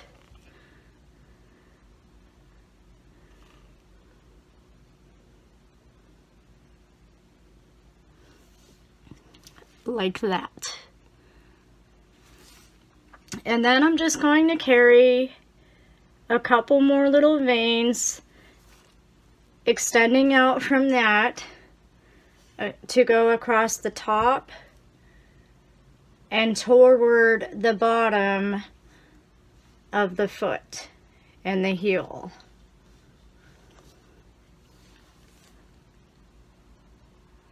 Like that. I'm going to do the same thing on the other side. I'm going to start a little bit above the heel. I'm going to paint a Y around the ankle. I'm going to bring it around the bottom of the heel and across the side of the foot. And then I'm going to drag a couple of veins toward the top of the foot and the bottom of the foot. Like that.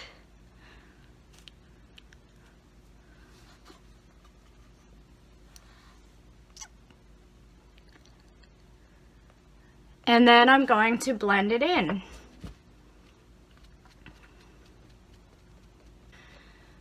So by the time I'm blending, you can see that it's there, but it's not extreme.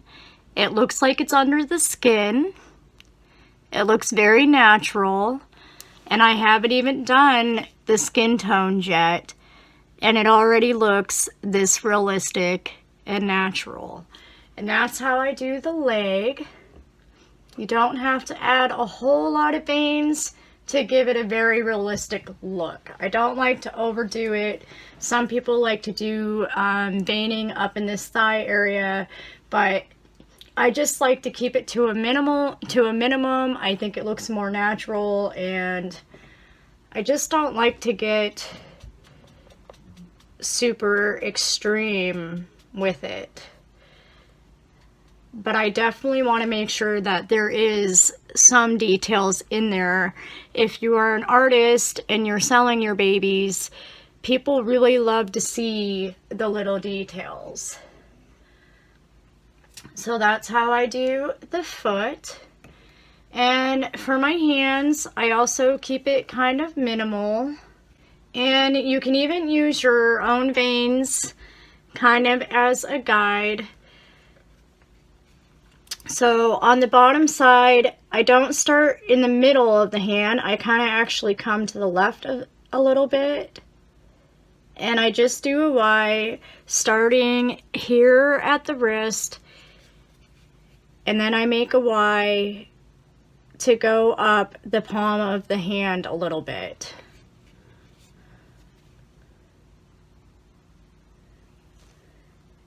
And then I can add a couple of teeny tiny little veins on the palm of the hand, like that. And then I'm going to come back in with my sponge and I am going to blend it in. And like I said, when you get to these areas that have a lot of creases, you can come back through with a dry brush, and if you see extra blue in the creases, you can just blend that in with a dry brush. And you can see it's very subtle, but you can see that the vein is there, and that's the effect we want. We don't want it to be super extreme, but we want it to be noticeable by the time we are done adding our skin tones, our blushing tones. If it's not dark enough by the time you blend it, you can go back over it again.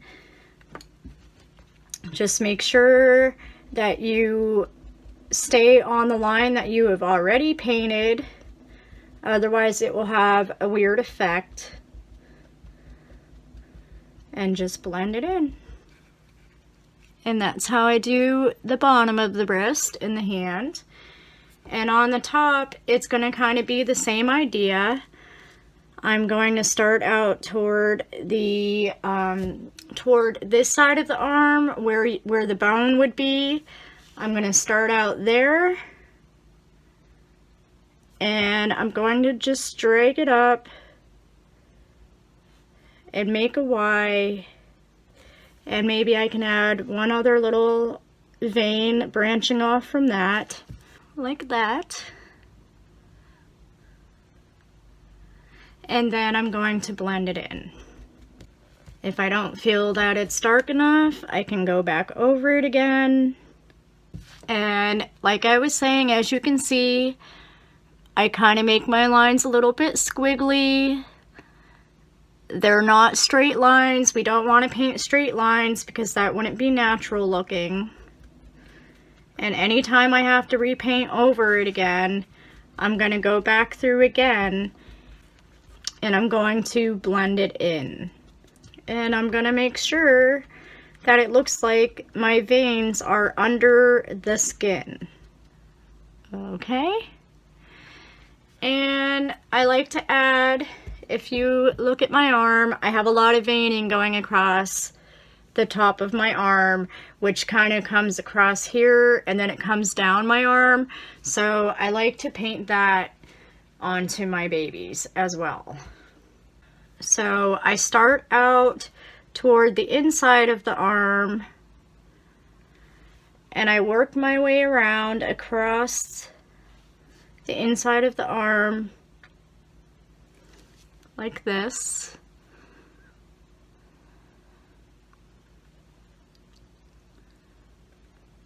And I work my way around the elbow, and then I just add one little branch off from that, like that.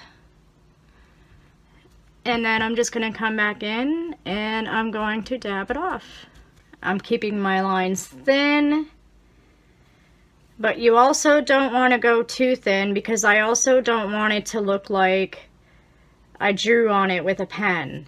I want it to be thick enough that it looks natural, but I don't want it to be so thick that it looks like I drew on it with marker, and I don't want it to look like I drew on it with pen.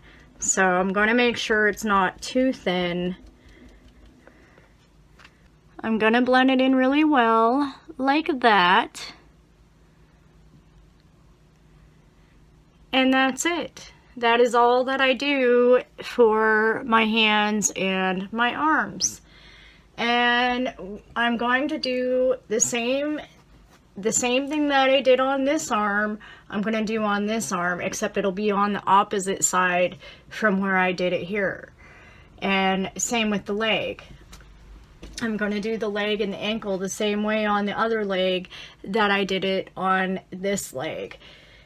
And after I have inspected all of my doll parts and I'm happy with the results and I'm happy with what I see, then I'm going to put all of my doll parts in the New Wave oven for 9 minutes at 265 degrees. But we're getting closer to being done with our baby, and you guys can see already that your babies are starting to look more and more alive as we go, and each layer we do is just going to continue to bring our babies more and more to life.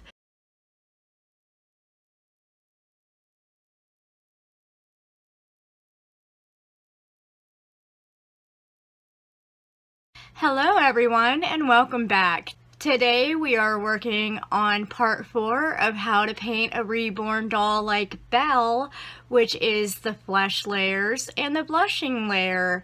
All we're going to be doing for these steps is repeating the same step that we did for part 1, which was the base layer. So what you're going to need for this step is your Flesh 08, and I don't have the little container to show you because other than what I have mixed, I ran out. But you will need Bountiful Baby Genesis Heat Set Flesh 08, and like I said, I already have some mixed.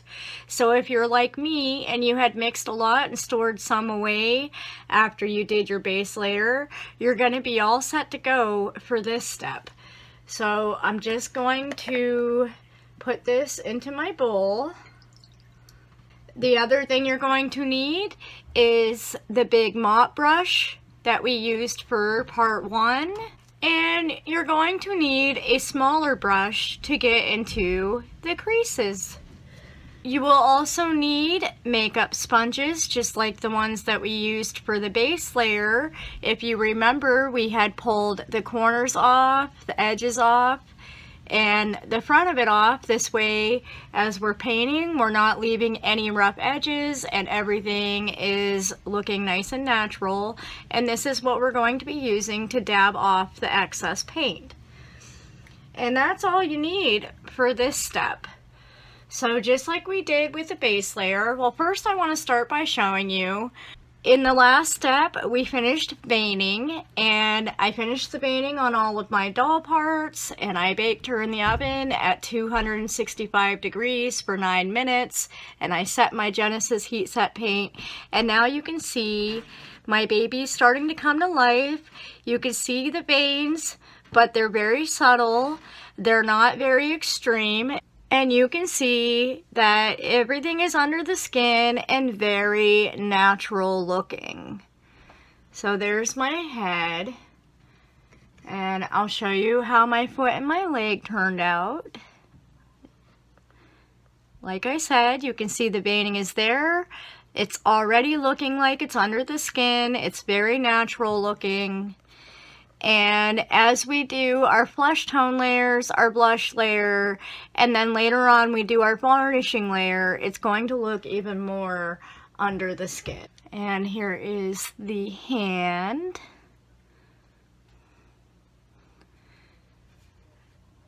So our baby's already coming to life. We're getting closer to being done.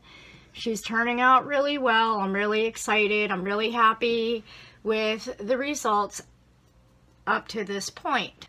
So if you had to mix more color, just so that you can see before we get started, this is my Flesh 08, and I mix it so that it's thick enough that it is about a milk consistency, and when I drag it up my bowl, I can see that color is there.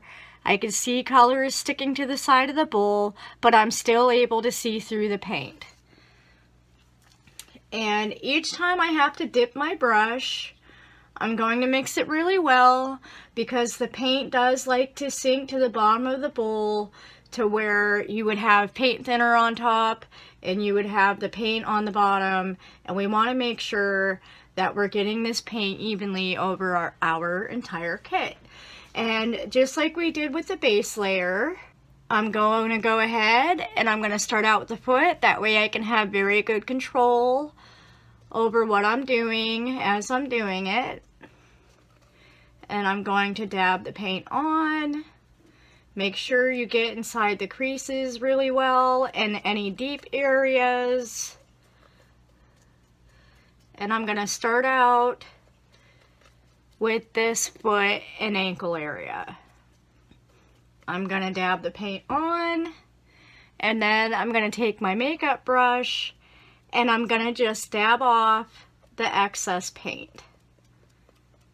And when you mix your paint, make sure you don't mix it too thick and you don't want to mix it too thin, because we do want some color to be left on our baby by the time we're done. And once I've dabbed off the excess from the main parts, I'm going to come back into my creases with a dry brush, a smaller dry brush, and I'm going to make sure that there's no excess paint in between the toes, the creases, or any of these deeper areas, because if we get any paint buildup anywhere and we leave it there, it's going to give it a very unnatural look. So we want everything to be nice and even. After I do the ankle part, then I'm going to come up and I'm going to do this knee area. And as a reminder, some artists prefer to sponge on the paint instead of using the brush, but I find that when I use this mop brush, it actually leaves more of the color on the vinyl, and I can also work quicker. So that's why I prefer to use the mop brush, and then I use the sponge to dab off the excess paint. So I've done this little bit of a knee area. You can already see the difference between where I've painted and where I haven't painted. And as you go, just make sure that you're dabbing off the paint evenly, and don't rub the sponge across like that. Don't smudge it. You want to dab it off, because if you smudge it, it's going to leave unnatural paint lines all over your kit, and we don't want that. We want everything to look nice and even. Once I get done with the knee area, I'm going to go ahead, and now I'm holding on to the ring only, and I'm going to dab paint onto the upper part of the leg. And then I'm going to remove the excess with my makeup sponge. And if your makeup sponge doesn't seem like it's removing enough and it's too wet, you can just take it and you can get the excess paint out of the sponge on your puppy pad or your paper towel or whatever you are using. I'm going to make sure that I'm dabbing this off nice and evenly and that I'm not missing any areas. I'm going to come back in with my smaller dry brush, and I'm going to make sure that there is no excess paint pulled up into the creases. We want everything to be nice and even. And each time I get done with a part, I'm going to look at it very well and inspect it. I'm going to make sure that I haven't missed any areas. And if I'm satisfied that I haven't missed anything and everything is looking nice and even, then I can set that part aside to dry. And with the hand and the arm, I do the same thing as I did with the leg. I had to dip my brush, so I'm mixing my paint really well, and I'm removing some of the excess paint from the brush because I don't want the paint to just be dripping all over the place. I mean, if it runs down the arm a little bit, it's not a huge deal, but I definitely don't want it to be spilling all over my hand as I'm painting. So I'm going to start out with the hand. I'm starting out with the hand and the wrist area. I'm brushing the paint on, and then I'm using my makeup sponge to dab the paint off. I'm going to go back in with my dry brush, and I'm going to dab out the creases and any deep areas just to make sure that there's no excess paint built up in there. After I dab out the creases, some of the excess paint can get dragged back out onto the bigger areas, so I always go back over it again with my makeup sponge just to make sure that I'm not accidentally leaving any excess paint. And then I'm going to move on to this elbow area.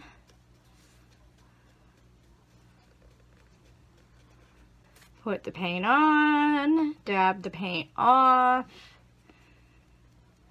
and then holding the ring only, I'm going to apply the paint to the upper portion of the arm.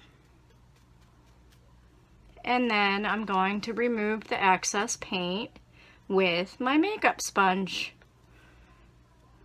I'm going to go back with my dry brush and I'm going to get the excess paint out from the creases. We don't want any paint to be pulled up in there.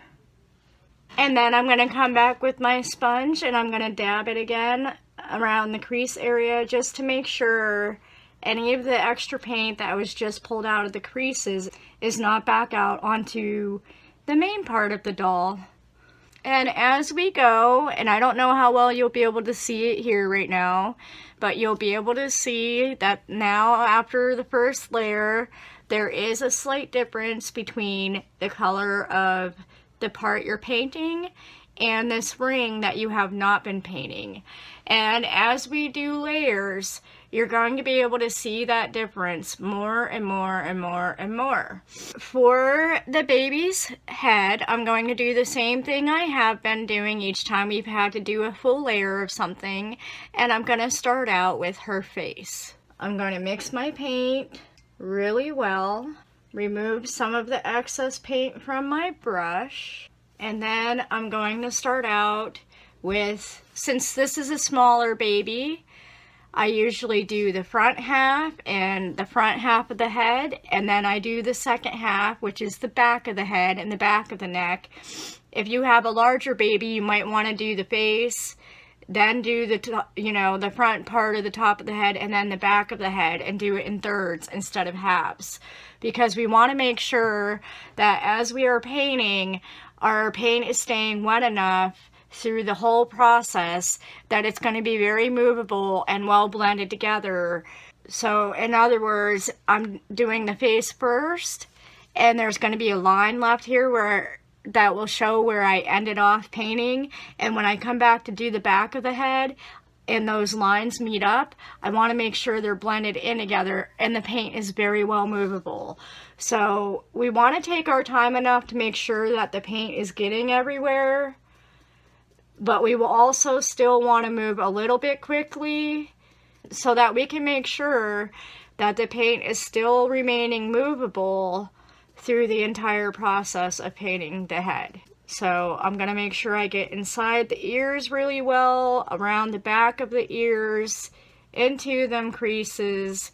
And this is the other reason why I like using this larger makeup brush, because instead of having to go back and add paint to the creases, this gets the paint right into the creases the first time around without me having to go back and do that.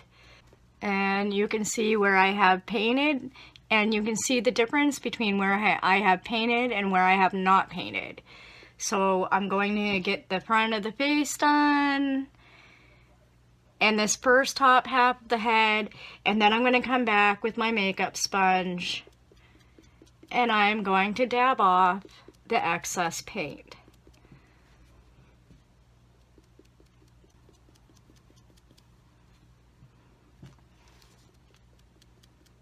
And once I've finished dabbing the excess paint off, I'm going to come back into the eyelids, the creases, inside the nose,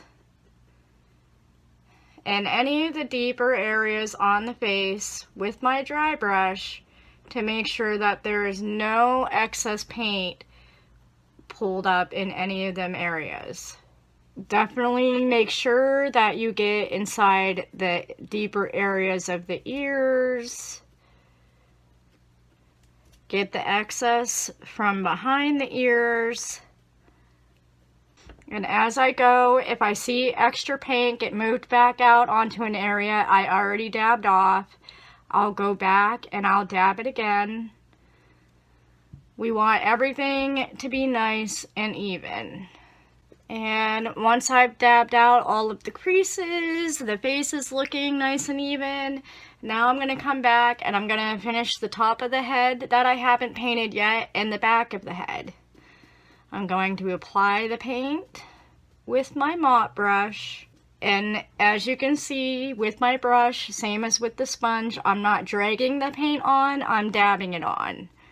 Make sure you don't miss any areas. And then I'm going to come back with my makeup sponge and I'm going to dab off the excess paint.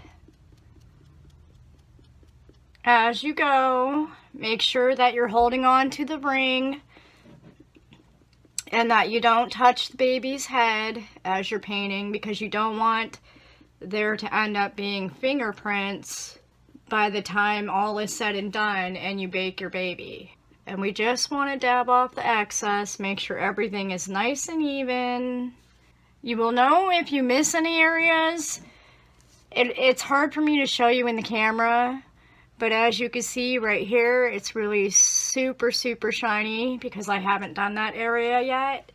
And then if I turn it over, like I said, it's kind of hard to show in the camera, but you will be able to tell the difference between where you've already sponged off and where you haven't, because the areas you haven't sponged off will be a lot shinier than the areas that you haven't sponged off.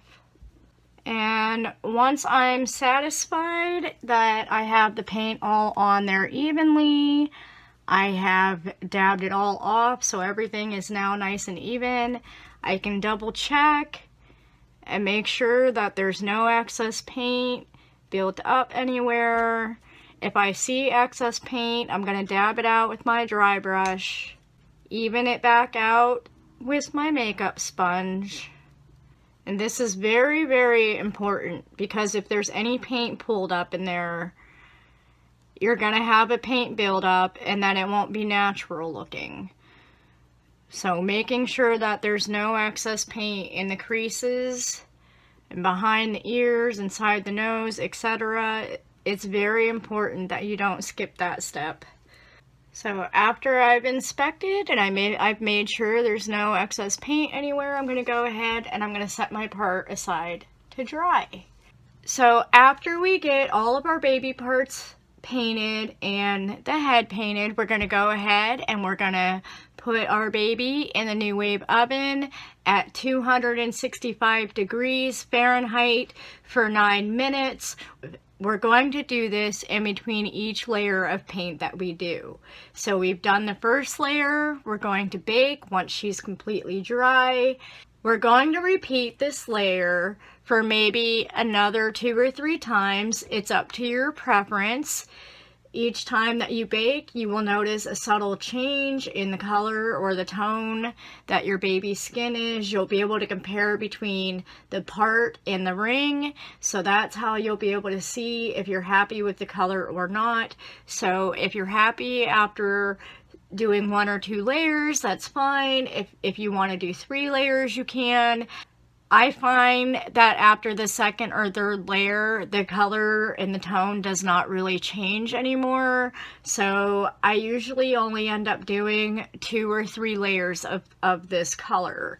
And each time you do the layer, your modeling, your veining, it will all become more subtle, but it's also going to start bringing your baby more and more to life. And at the same time, it's going to bring out the modeling colors and the veining colors, but everything's going to look natural. It's going to look like it's under the skin, and that's the effect we want.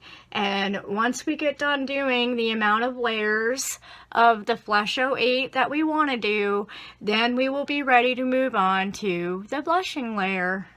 Okay, so I have gone ahead and I have painted 2 layers of the Flesh 08 onto my baby, and I'm pretty satisfied with how toned down at this point that my modeling and my veining is. You can see that you can see everything, but it's all very subtle.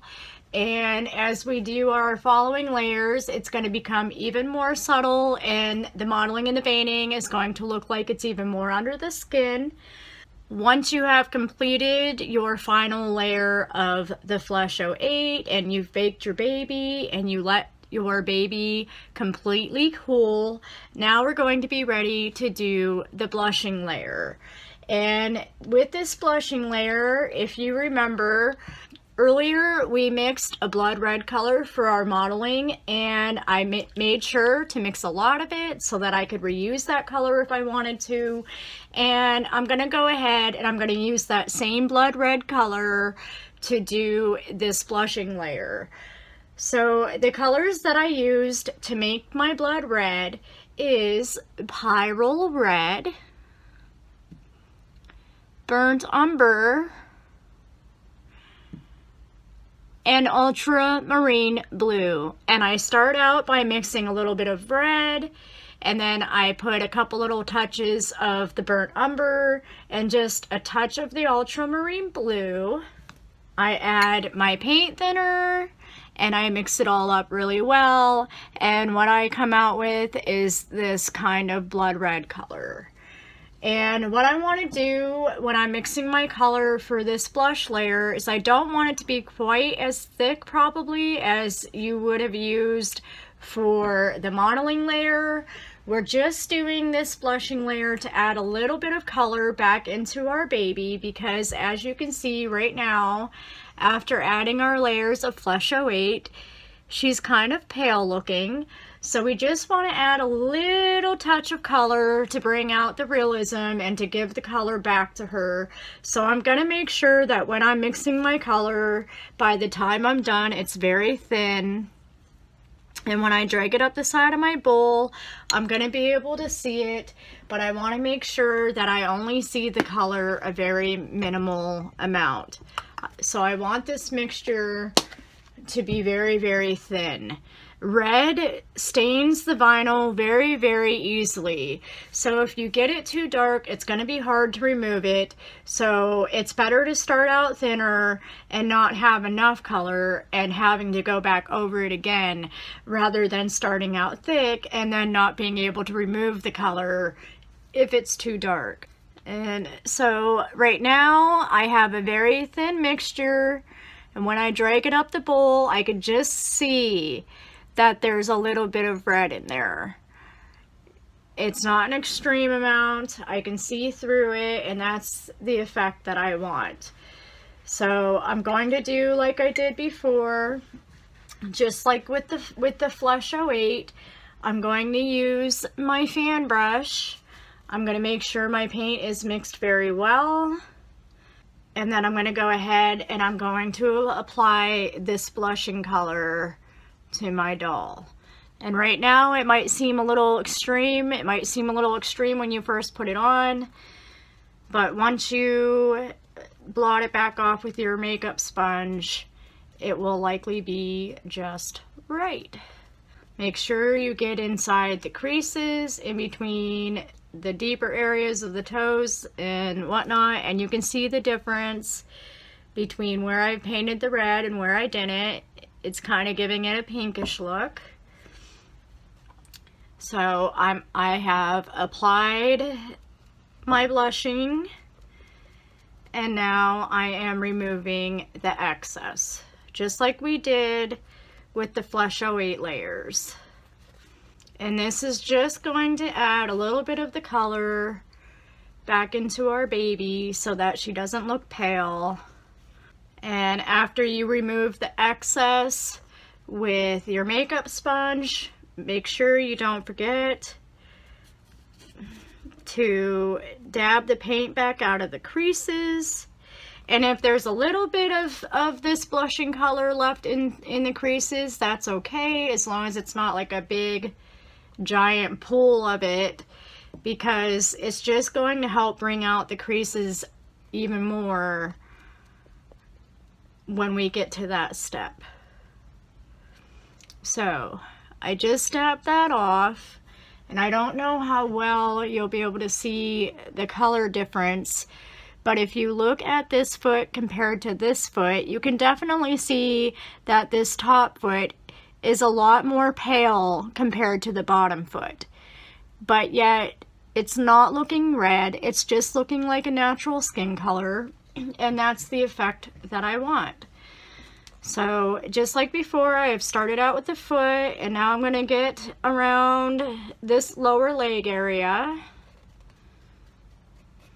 Also, if you note, after doing our layers, there's still not a real huge color difference between this and the ring, but there is a color difference. It's probably kind of hard to see on my camera, but you will notice that there's a slight difference, but it's not going to be an extreme difference. Now that we're doing this blushing layer, and once we do the varnishing layers, the change will become a lot more noticeable. So I dabbed the color on, and now I'm removing the excess with my makeup sponge. And just like with all of the other layers, we want to make sure that it's nice and even, that there's no areas that are redder than the others. We don't want there to be areas where we've missed paint, because with this color especially, if you miss an area, then that area that you missed is going to look red, more red compared to the rest. After I do the lower leg area, I'm going to get the thigh area. I applied the paint with my fan brush, and now I am removing the excess with my makeup sponge. And don't forget to go back over the creases with your dry brush and make sure that there is no excess paint built up in them creases. And now you can see, after I've done that very thin layer of the blushing color, there is definitely a difference between the color of the skin and the color of this ring where I haven't done any painting. And also, if you compare this top leg to this bottom leg, you can definitely see that this bottom leg is much paler compared to the top leg. So that's how I know that I got my color just right. It's not looking red. In fact, it's a really, really close color match to my own skin, as you can see. And so I'm pretty happy with that. So I'm going to look over my part really well, and I'm going to make sure that I haven't missed any areas. I'll look back in the creases, I'll look in between the toes, make sure that there's no paint pulling up where I don't want it to. And once I'm satisfied that everything is nice and even, then I'm going to hang it to dry. I'm going to repeat this same step for my hands and my head, Just like we did before with the hands and the arms, I start out with the hand, and then I do this part of the arm, and then I move on to this top part of the arm, put the paint on, dab off the excess, remove the excess with my dry brush from in between the creases and in between the fingers, and then on the face, just like we did with the Flesh 08, we're going to do the face first and this top half of the head first. Dab the paint on, dab the paint off with your makeup brush, remove the excess paint with your dry brush from the nose, the lips, the eyelid creases, the ears especially. Make sure that when you apply your blushing color that you get inside the nose and inside the ears, and you can even go over the lips more than once to start bringing out that redness. And that is all there is to it for this blushing wash. Just make sure that you're applying the paint evenly over the entire kit. Make sure you're dabbing it off evenly with your makeup brush, and inspect everything really well before you put her in the oven. Make sure there's no areas that are darker than the others. If there's an area that's darker than the other, you can go back with your sponge and you can dab that off some more. If it's really, really extreme, you can take some of your paint thinner and add it to your makeup sponge, and you can dab it with the paint thinner, and that will help lighten it up a little bit. But as long as you make sure that you do everything evenly and you've inspected your parts and you're satisfied with this blushing layer, then you're going to put her in the oven for 265 degrees Fahrenheit for 9 minutes, and then you guys will be ready to do the blushing details. And you guys, we are getting really close to being done with these babies, so I'm gonna go ahead and I'm gonna finish the rest of my baby parts with this blushing layer. I'm gonna put her in my oven, and after she's done baking, I'll come back and I will show you what she's looking like. So I'll be back momentarily. Okay, so I went ahead, I finished all of my baby parts with the blushing layer, and I went ahead and I baked it. And now that it's complete, you should be able to see that little by little your baby is coming to life. So if I take the leg that I just painted and I compare it to an unpainted leg, you can definitely see the difference in color between the unpainted leg, which is this bottom one, and this top leg. And you can see how much more alive and realistic this top leg looks compared to this bottom leg.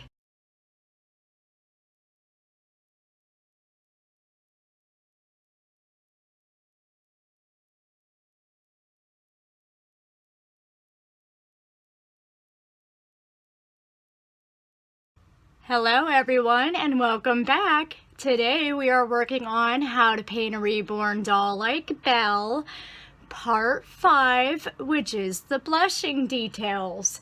So up to this point, we have done the base layer, we've done the veining, we've done modeling, we've done the skin tones, the flesh layers, and we've done the blushing layer. And now we are ready to do the blushing details. But what you're going to need for this step is your mixing brush. I'm using a smaller brush, and it's not a really tiny brush, but it's not as big as my mixing brush. You will need a makeup brush for dabbing off excess paint. And you're going to need the 3 colors that we used for our blushing layer, which was the ultramarine blue, pyrrole red, and burnt umber. And I start out with the paint thinner. I add some of the pyrrole red. I add a few little touches of the burnt I add a few little touches of burnt umber and just a touch of blue, and by the time I'm done, I end up with this blood red color. And once it's mixed up really well, it's about the consistency of milk, and when I drag it across the side of my bowl, you can see that the color is staying on the side of the bowl, but I can still see through it, and that's the thickness I want. And just like before, each time I have to dip my brush, I'm going to make sure to mix the paint very well, because the paint does like to settle to the bottom of the bowl. So the first thing that I like to start out with is the baby's head. So I'm going to add some blushing to her cheeks, her head, her ears. I'm going to paint a little bit of red onto the lips, and I'm going to start pinkening up these lips. And there's not a whole lot that you have to do to make your baby look realistic. Now, some artists like to use their sponge and they dab the paint on and then they blot it off with a sponge. But I find that when you do that, it more looks like they have makeup on because the color is kind of solid. But if you really look at how somebody blushes, the redness is not typically solid. And I'll show you what I mean by that. I've already done this elbow, and as you can see, it is blushed a little bit, but it's looking kind of splotchy instead of just being a solid color as if we had put makeup on there. So I'm going to start out with the cheek area, and what I'm going to do is I'm going to use this smaller brush, and I'm going to dab a little bit of the paint, and I'm just going to kind of follow the shape of the cheek. I do kind of like a quarter moon shape. Be careful when you mix your paint not to make the red too dark, because we want to be able to see that it's there, but we don't want it to look extremely dark. And after I get my paint on in that kind of quarter moon, third of a moon, I'm just going to dab it a little bit with my sponge and blend it out so it doesn't have rough edges. And it gives it a very natural blushing kind of look. Now sometimes I have to go over it a couple times depending on if I made my paint too thin, but I would rather have to go over it a couple times than to make my paint too dark and not be able to remove it if it ends up being too dark. And that is already almost dark enough. But I'm going to darken that up just a little bit more. And like I said, just keep in mind the shape that you're following. It should kind of be like a third of a moon like that. As you can see, I just dabbed it on there. There's no real rhyme or reason to it. And then I just come back with my sponge and I blend it in. That way it doesn't look like a rash. It doesn't look like a definite line. It will just give it a nice natural look. Like that. So it looks natural. It doesn't look like there's, you know, a definite line. It doesn't look like I just threw makeup on her or something. As we do this blushing step, you're gonna see your baby coming more and more to life. When I blend, I make sure to get around the edges.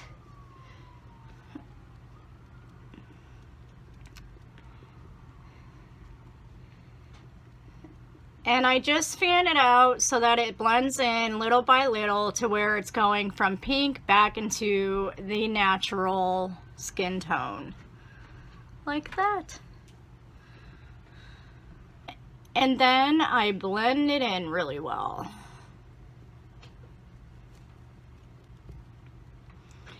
And I try to do the best I can to make sure that both cheeks are the same color. One cheek is not darker than the other, because it will not look natural if one cheek is darker than the other.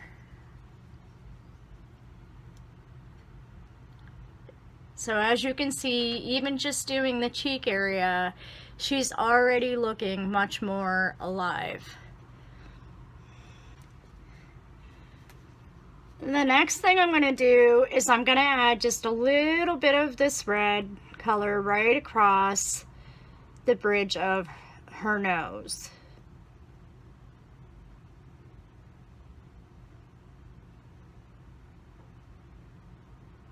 Just like that. And right now it looks really dark, but once you blend it in, it won't look as dark.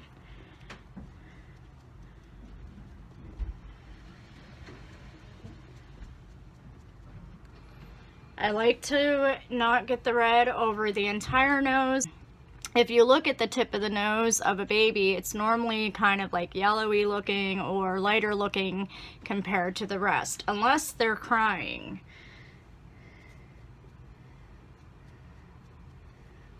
So just like that, just a little bit of color added to the bridge of the nose. And all of this color is going to pop out a lot more also once we get to the creasing part. So everything is still kind of subtle, but as you can see, she's already coming to life and she's looking gorgeous. The next thing I'm going to do on the face is I'm going to get into this brow area a little bit. So instead of shading with the blue above the eyebrows, I like to come back and just add a little bit of blushing into that area.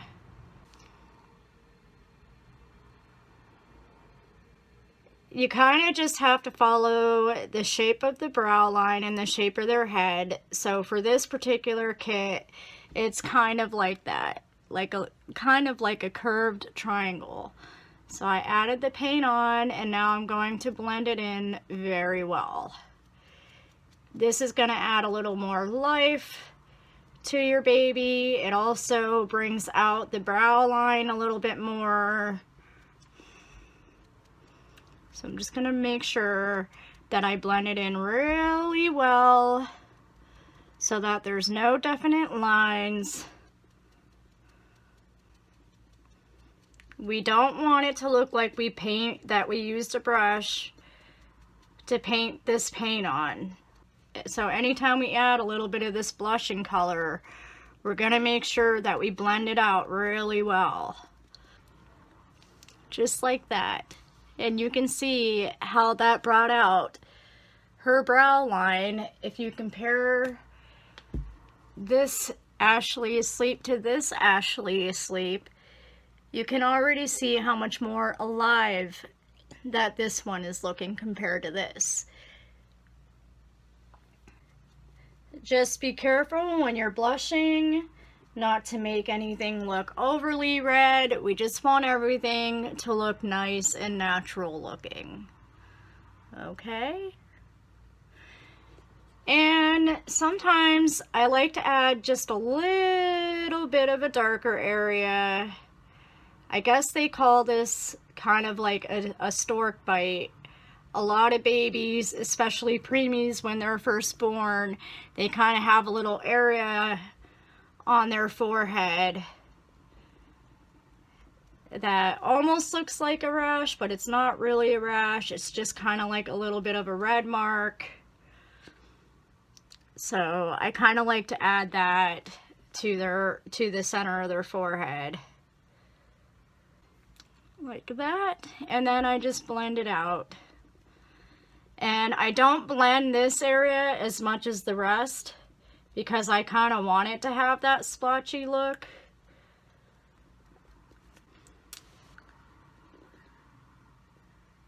Just like that. I'm also going to add just a little bit of the blushing to the chin area. And I'm going to blend it in really well. Okay. See how much alive she's starting to look already? And we haven't even gotten to the creasing. Everything is nice and blended in and natural looking. And that's the effect that we want. For the eyelids, you actually are going to want to use a detail brush, so I forgot to mention that. I forgot about that when I said what brushes you would need. You will need a detail brush for the eyelids. I like to add just a touch of red just at the eyelid area, not the entire eyelid, but just at the creasing kind of area. And I'll show you what I mean. Just like that. I'm going to apply the paint and then I'm going to dab it off with my sponge. I'm going to take a dry brush and I'm going to dab out the excess paint from inside the eyelid crease. So you can see how adding just that little bit of red to the eyelids really makes her look even more alive.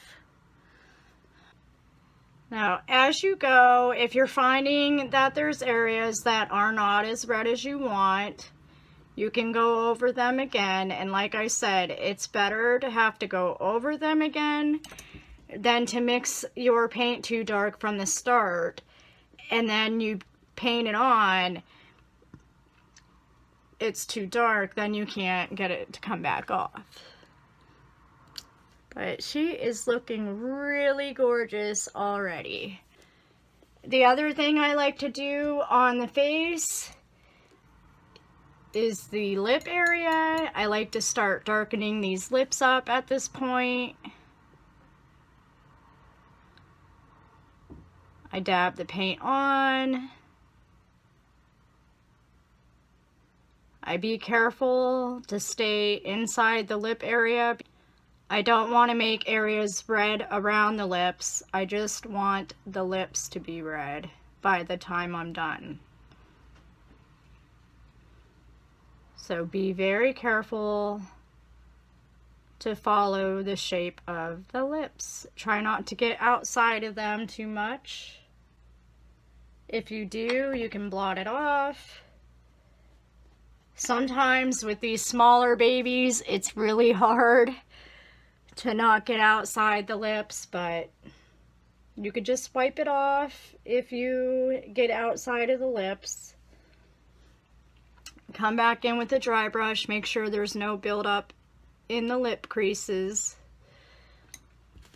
And I usually will, at this point, will go over the lips a couple of times. Start bringing the redness out in them. And as you can see, even just going over it that first 1 or 2 times has already really brought out her mouth. The other thing I'm going to do is I'm going to add some blushing to the ears. And I don't get crazy with it. I just add a little bit of the red to the top area of the ear, like this.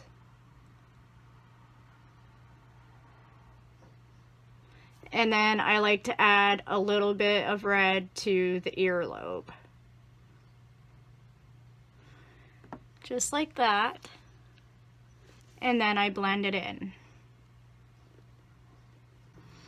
And this really helps the ear look even more realistic. Especially if a baby cries, it seems their ears turn red. And I want the red to be dark enough that I can notice that it's there, and I can notice the color change between the red area of the ear and the other area of the ear. Just like that. It just really makes the ear look a lot more detailed, a lot more realistic, and it starts making the ear details really stand out. So I repeat that for both ears. Just get around the top area of the ear and this earlobe area. Make sure that you get the entire part of the top of the ear. Don't miss this back part, because then it will look like the ear is only partially painted. And same with the lobe. Make sure you carry the paint over the whole bottom part of the earlobe. And then blend it in. And I usually go over the ear area 2 or 3 times to make sure that it's a very noticeable change. But I don't want it to be super extreme. If you accidentally get off the ear a little, it's okay. You can just dab it off. But there you go. And you can see how natural looking that looks. And how much her ear is already standing out just from adding that little bit of color. Now, some people like to add red to the top of the head and around the back of the head, but I just feel this amount of red is just right. It's natural looking. I will be rooting hair, so you wouldn't be able to really see a difference if I add red to the top of the head or not anyway. But this is how I blush my face, and as you can see, she's looking gorgeous already. And once we start doing the creasing and then we do the varnishing layer, everything is going to come out even more, and it's going to look really natural and realistic looking. So while I'm at it, I'm just going to go over her lips one more time real quick. The lips, sometimes I have to go over several times to get them as dark as I want. I try not to get too dark with them because I think it looks more natural if you keep them kind of on the lighter side. If they get too red, then it'll look like you put lipstick on your baby. But look at how beautiful she's looking already. Just adding that little bit. And when we get to the part where we're ready to do fine details, then I will bring the lips out even more. I'm going to inspect my part very well. Make sure everything is as dark as I want it, as noticeable as I want it, and then I'm going to set her head aside to dry. Okay, so now that my baby's head and face is complete, I'm ready to move on to my limbs, and the next part I'm going to be working on is the leg and foot. And most of my details are more going to be on the foot and the toes, but I do like to add a little bit of blushing to my knees. So I'm just going to take my brush, and I'm going to dab a little bit of the red around the knee, like that. And then I'm going to blend it in. Be careful not to get the knees too red because it won't look natural looking, but you definitely want to be able to see a little bit that the red is there. If it's not dark enough, you can go back over it again, but just be careful not to make it too red. I just want it to be noticeable enough that you can see that compared to the rest of the limb, it is blushed.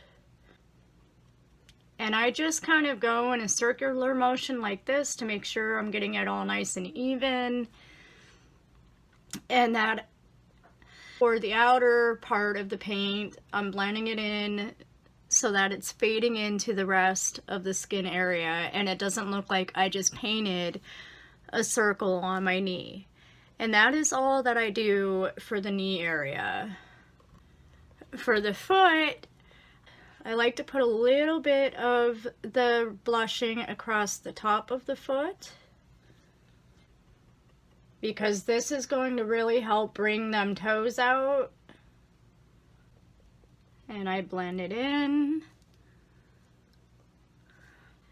I add a little bit of the blushing to each of the ankles.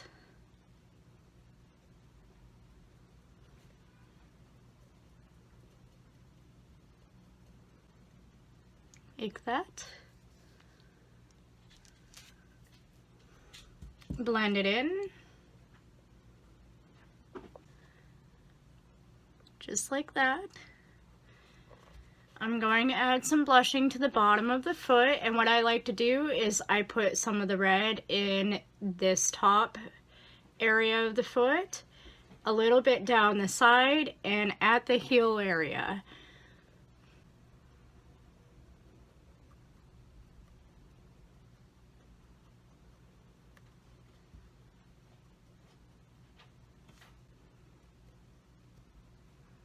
And then I'm going to blend it in.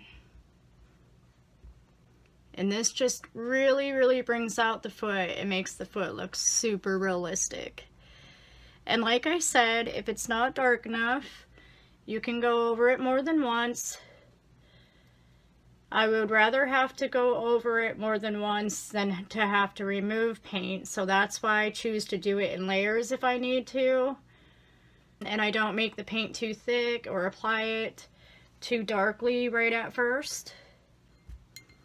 I just add a little bit at a time, just to make sure that I don't get it too dark. If I look back and I see that any paint has pulled up anywhere, then I come back in and I dab out that extra paint with a dry brush. And you can see that I've left this area of the foot lighter than where I put the red, and it just really gives it a nice, realistic, natural look. I'm also going to apply red to these top part, just the top part of the toes, and I'm going to do that on the bottom of the toe and the top of the toe. I want part of the toe to remain unpainted with the red, and I want the top part of my toes to be red. And make sure you get the side of the toe as well. You don't want to be missing areas.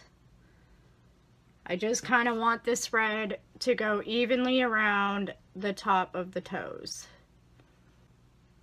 Make sure you get into the crease area toward the top of the toes, like that. And then I blend it in. Go back into my creases, and if I see buildup, I'm going to remove that with a dry brush. And in the camera, it's kind of hard to see the change, but I can definitely see it. And like I said, if it's not dark enough, you can go over it more than once. I'm going to get the top part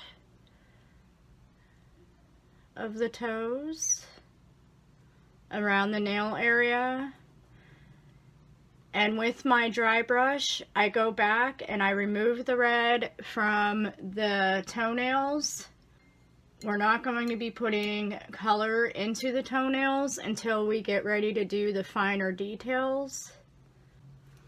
So you can see I've added the red to just this top area around the nail. And then I'm going to blend it in.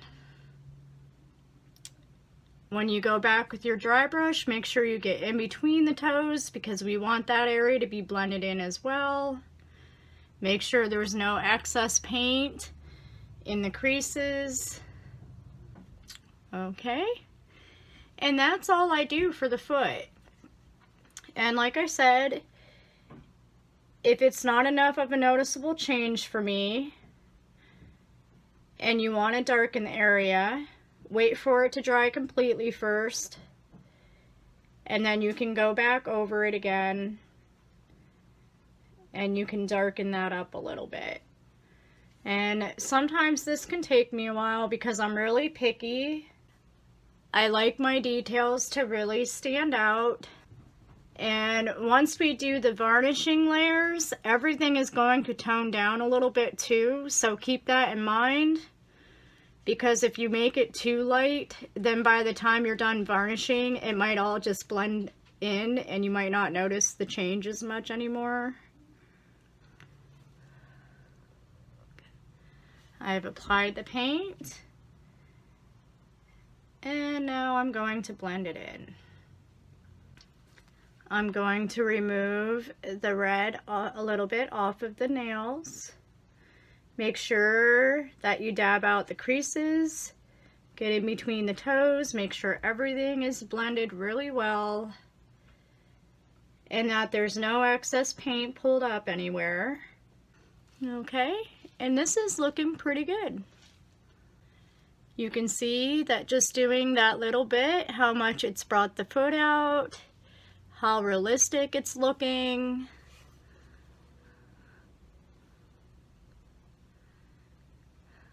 It's kind of hard to see the change. Here we go. I guess it would help if I just moved it closer, huh? So you can see that I've added a little bit of blushing to the top of the foot and the top of the toes.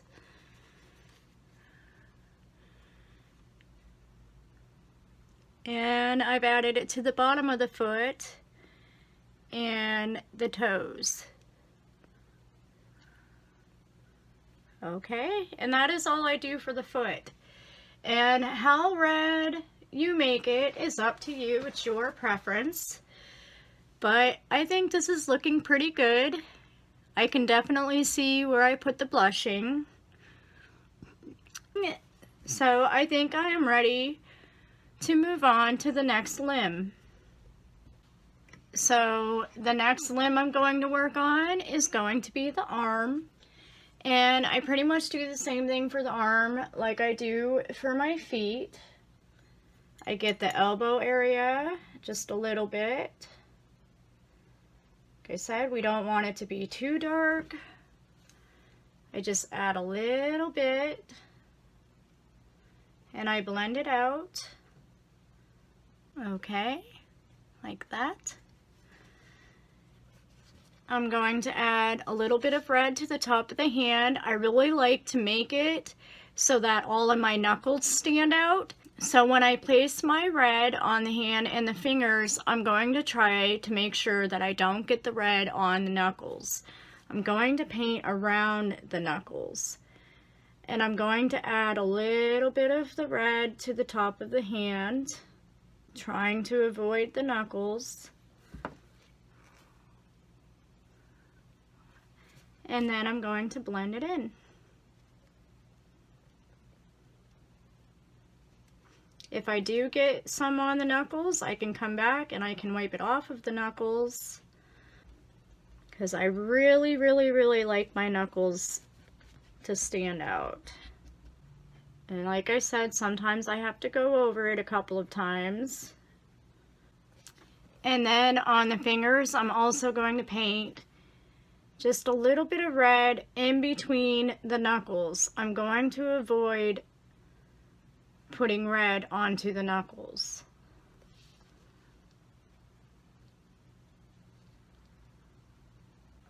Okay, like that.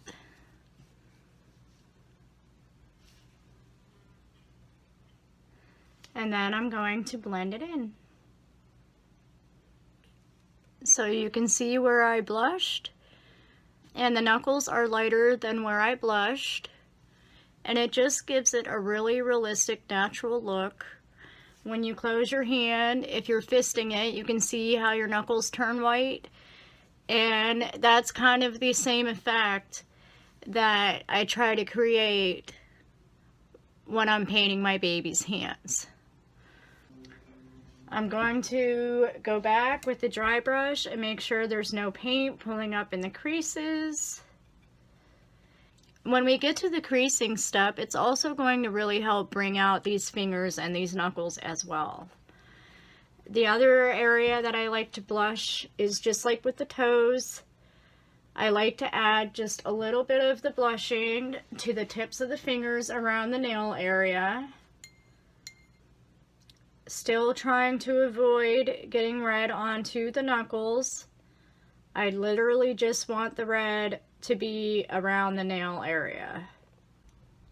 If you have open fingers, then you want to put this red at the tip of the finger, and you want the red to go all the way around. So it should be on the bottom part of the finger and the top part of the finger.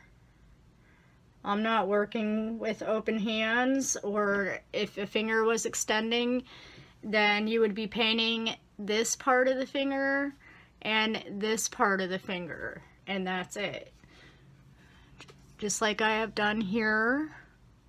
I have added it's kind of hard to see in the camera, but I can definitely see it. And if it's not dark enough, I'll go over it a few times until I'm satisfied that it is dark enough. Sometimes I'll even come back again and remove the paint from the knuckle areas just to make sure they really stand out really good. It's kind of hard to avoid getting paint on the knuckles sometimes, especially if you're working with a really tiny baby like I am. But you can definitely see what I'm saying, how the knuckles are lighter than the rest of it. And sometimes it does take me a couple times of going over it to get the shade that I want. The key to everything is to make sure that you're blending everything in nicely and evenly so that everything looks natural and it doesn't look like it's been painted on. I remove as much of the red as I can from the nail area, and I make sure there's no paint pulling up in any of the crease areas. And that's what I do for my fingers and the top of the hand. And for the bottom of the hand, I just add a little bit of red to the palm area. I don't add a lot of the red, just a little bit to the palm area. Like that. And then I blend it in.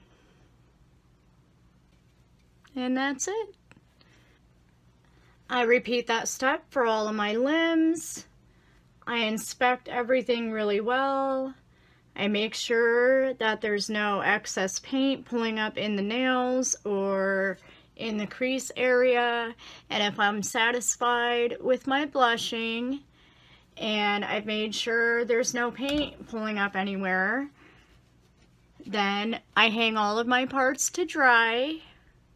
And then I'm going to put my baby parts in the New Wave oven at 265 degrees Fahrenheit for 9 minutes.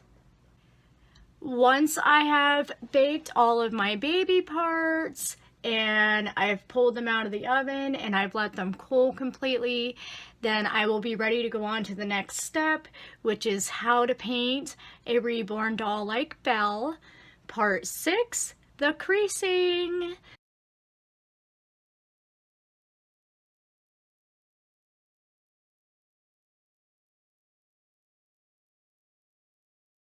Hello everyone, welcome back. We are here for part 6 of how to paint a reborn doll like Belle, which is the creasing.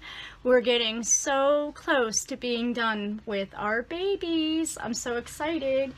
So I have finished blushing, and you can see how beautiful she's looking. She's already starting to come to life. I went over the lips a few times and I've started pinkening them up. And I have finished with all of her limbs, and I baked her. I've allowed her to completely cool. But I just wanted to show you how gorgeous she's already starting to look before we start creasing. And right now it may seem like she's quite red, but by the time we do the varnishing layers, everything is going to be toned even more down. But she is turning out so beautiful. And instead of moving on to the next doll to finish the blushing and the creasing, I've decided to go ahead and just finish this doll. Usually once I get to the blushing and the creasing, then I start working on the dolls one at a time. That way I can start getting orders shipped off. So I'm going to be completing this doll in the next couple of days. Once we get done with the creasing, the small details, and the varnishing, I'm going to be ready to root hair, and then she will be ready to put together. So we're getting really close to being done, you guys. So what you're going to need today is your ultramarine blue, pyrrole red, paint thinner, linseed oil, and 2 small brushes, a detail brush and a brush that you can blend with, and a brush to mix our paint up with. And of course, we need our mixing bowl. And what I do to mix my color is I mix the ultramarine blue and the pyrrole red until I get a deep purple color. I add a little bit of paint thinner, 2 or 3 drops of this linseed oil, and I mix it all together very well. The linseed oil makes it so that when I am doing my creasing, the paint goes on smoothly and it blends out smoothly, and it just makes it a lot easier and quicker to do the creasing. So I already have some made because, as you guys know, I like to mix a lot of paint. This way I can do a lot of dolls with it. So as you can see, I have this really deep kind of reddish purplish color. It is quite thick. It's much thicker than any of the other paints I've used. It is kind of, I'm trying to think of the consistency I could tell you guys that it is. But you can see it's quite thick. I can barely see through it. And it's sticking to the bowl very well, which is what I want. It is probably about the thickness of like an oil colors if you were doing oil painting. Maybe not quite as thick as that, but it's definitely much, much thicker than any of the other steps we've done so far. So for the creases, I am going to use a small detail brush because I want to stay as much into the creases as I can. I don't want to get outside of the creases too much because then parts of the vinyl will become the purple color, and I don't want that. I want the purple to stay inside the creases. So the first thing I'm going to work on is her head. And what I do, I make sure that my mixture is mixed very well. And I'm going to add some of this purple color to the inside of the ears.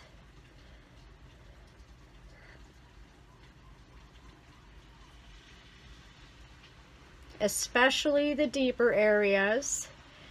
And depending on how deep the creases or the deeper areas are, is going to depend on how many times I'm going to go over it and how dark I'm going to want this purple to be. So I put a little bit of purple inside the ear and around the crease area of the ear, and then I am going to dab it out and remove the excess paint. And I'm going to make sure to blend it in very well so that it looks nice and natural looking. I can come back over some of the bigger areas if the paint's got where I don't want it, and I can just dab it off with my sponge, blend it in. We want everything to be nice and blended in. We don't want it to look like we painted it. We want it to look nice and natural by the time we're done. Doing this purple shading and adding purple to the creases is really going to start adding depth to our baby and make her look even more realistic. Now, sometimes I have to go over the area more than once to get the darkness that I want. But I would rather have to go over it a couple of times than mix the paint too dark and not be able to remove it. So sometimes I do have to go over something several times, but as you can see, even just adding that little bit of purple has already added a lot of depth to her ear. So if you compare this ear to this ear, you can see how much more realistic and natural looking this ear is compared to this one. I'm going to add a little bit of the purple color to the inside of the nose. And like I said, I'm going to be very careful to make sure my purple is staying where I want it to. If I get outside of the area that I want to be purple, I'm going to dab that off with my sponge. So I've added a little bit of purple to the inside of the nose. I'm going to dab off the excess purple that got outside of the nostril. I'm going to come back in with a dry brush and I'm going to blend that purple in that I just painted to the inside of the nose. And right now it's not a very big change, but by the time I add this purple a couple of times, it'll be just right. And so I'm going to go and I'm going to do an initial layer of the purple into the creases, into the eyelids, etc. And if it's not dark enough, I'll wait until my baby is completely dry and I will go over the creases and the deeper areas again. Depending on how deep the area is meant to be is how much purple and how dark you're going to want it to be. The deeper the crease, the more purple that we are going to want it to be. And of course, the less deep the crease, the less purple that we want it to be. But after I apply the paint, every time I apply it, I'm going to come back with a dry brush and I'm going to blend it out, working my way toward the outside edges of the creases. I'm going to blot off the excess if it gets outside of the creases.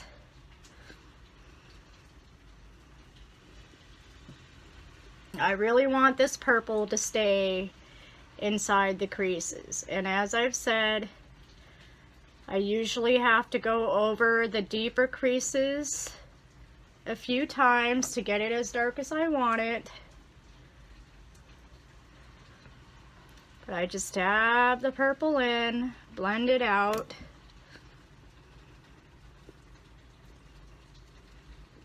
And it's going to really start adding depth to our baby. Little by little. So I do the eyelids, I do the creases around the eyes, I do the creases on the eyelid. You can see on top of her eyelid she has a couple little folds there. If they have some somewhat deep areas in the nose and brow area, I add a little purple to that. I go around the crease of the nose. I make sure I carry it around the entire crease. I'm just dabbing the paint in there, just like that. And now I'm going to blend it in.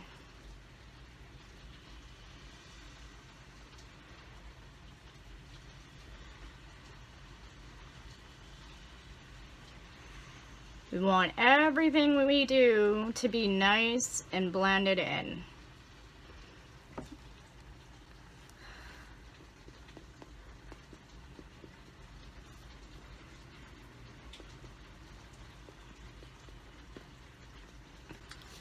Okay, and you can already see how much more that this nostril is standing out now. And as I said, if it's not dark enough, I just go back in. I add a little bit more of the purple into the crease. These deeper areas, I really want to add depth to them. I really want to make them stand out.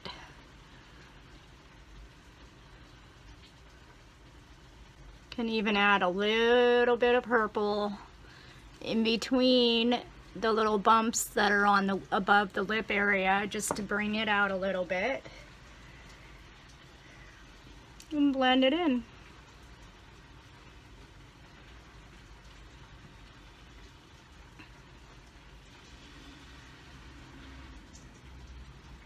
And I'm just dabbing it with my brush just to blend it in, make it look all nice and smooth.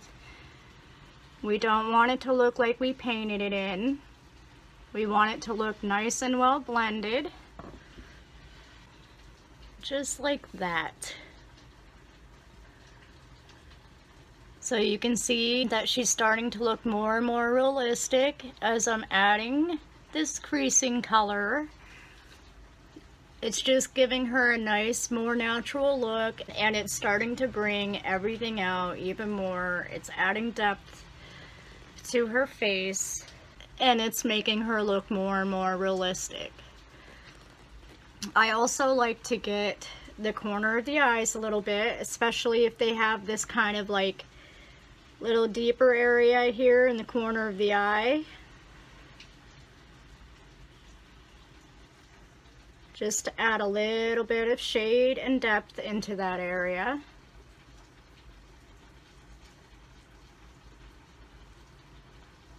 Because I really, really, really want her little expression to really stand out.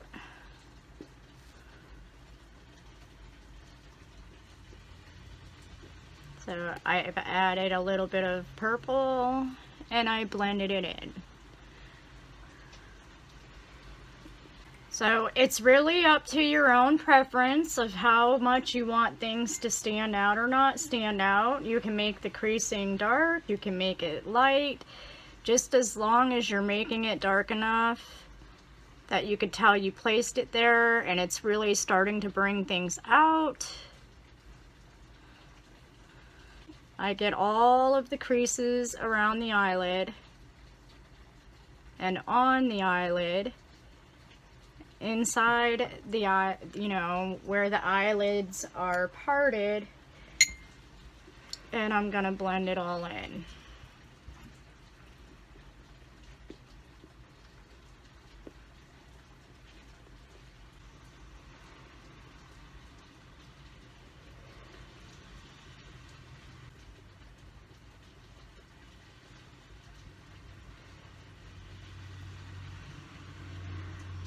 It's really a game of patience, because sometimes you will have to go over it a few times to get the exact effect you want.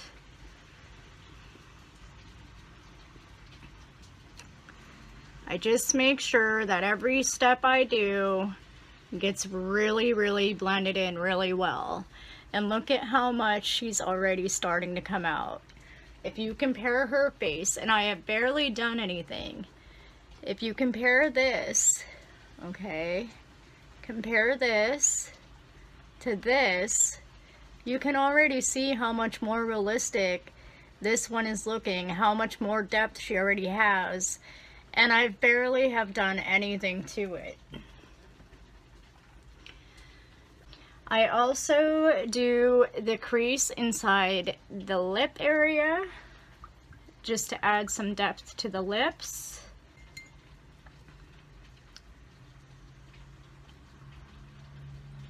I carry a little bit of this purple into the lip creases, and then I blend it in.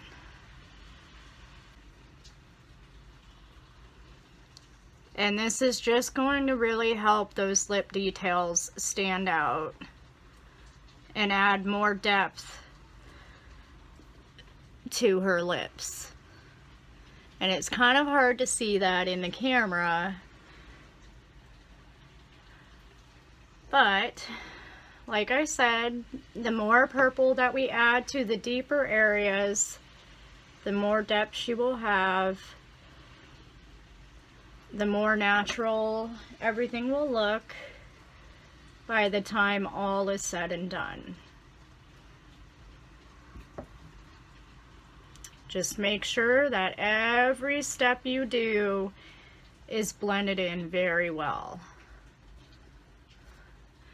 And I don't know if you can see that. Let's see if I can get my camera to focus in a little bit better, but it doesn't look like it's going to be able to focus on the lip details. But she definitely has more depth. So for the face, I'm going to do both the ears. I'm going to get all these deep areas. I'm going to get the crease areas, the creases on the eyelids, the crease that separates the eyelids. I'm going to get into this area here around the eye, this area here. I like to get this area above the eyebrow in here, where you see these couple of really shallow creases. I like to bring those out just a little bit. I'm going to go and I'm going to get these creases in the neck area, and I'm going to go over them as much as I need to get the depth that I'm happy with. The deeper the crease, the darker I make the creases, the more shallow the crease, the less purple I will add. It's going to be the same way for my hands and feet.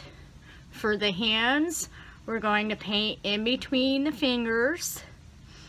Depending on how deep the creases are, as far as the knuckles and everything, depends on if I add paint to those creases. I usually do add one layer of the creasing to the knuckles. I get every crease around the hand, these deeper creases, I'm going to make sure I get in there. The deeper areas of the hand itself, like in the palm, here, in here, I'm going to get all of these creases. And even these more shallow ones, I usually add just a touch of the purple. But like I said, the deeper the crease, the darker you're going to want the purple. And I do the same thing with the toes. The only thing that I change, it depends on if you have an open hand or a closed hand. If you have open toes or open fingers, I always go in between the toes or in between the fingers with the purple. I get in between the toes. I get these deeper creases. I don't do all of the creases on the bottom of the foot, but I definitely make sure I get these deeper creases. Get all of the creases on the leg. And like I said, the deeper the crease, the darker you're going to want to go with your purple. The more shallow the crease, the less purple you will want to add. But it's kind of up to your preference of how much creasing you want to do. You can do every crease, even the shallow ones, just as long as you keep in mind that the deeper creases need to be darker than the shallow ones. Then you will be good to go. And once I'm done with all of the creasing, I'm going to inspect my parts very well. I'm going to make sure everything's blended the way I want and that there's no paint buildup anywhere. If there's paint buildup, you can try using an even harder brush to blend it in. Some people use like a makeup applicator, like an eyeshadow applicator, and they use that to blend them better. But I inspect my parts really well, and I make sure everything is nice and natural looking. I set my parts aside to dry. Once they're completely dry, I put them in the oven at 265 degrees Fahrenheit for 9 minutes. And once my baby is done baking and it has cooled completely, we'll be ready for the next step, which is going to be the varnishing. Now, I do the varnishing before I do my smaller details because I will not be putting varnish on my fingernails or my lips. Those will be getting done last. So after we get this creasing step done, we're going to be ready for varnishing, and we're going to be one step closer to finishing our baby. So if you have any questions, please feel free to ask them. But like I said, it's all in your preference. The more depth you want to add to your baby, the darker you're going to make the purple. The less depth you need, the less purple you're going to add. and just make sure everything is very well blended, and that's all you really need to know about the creasing.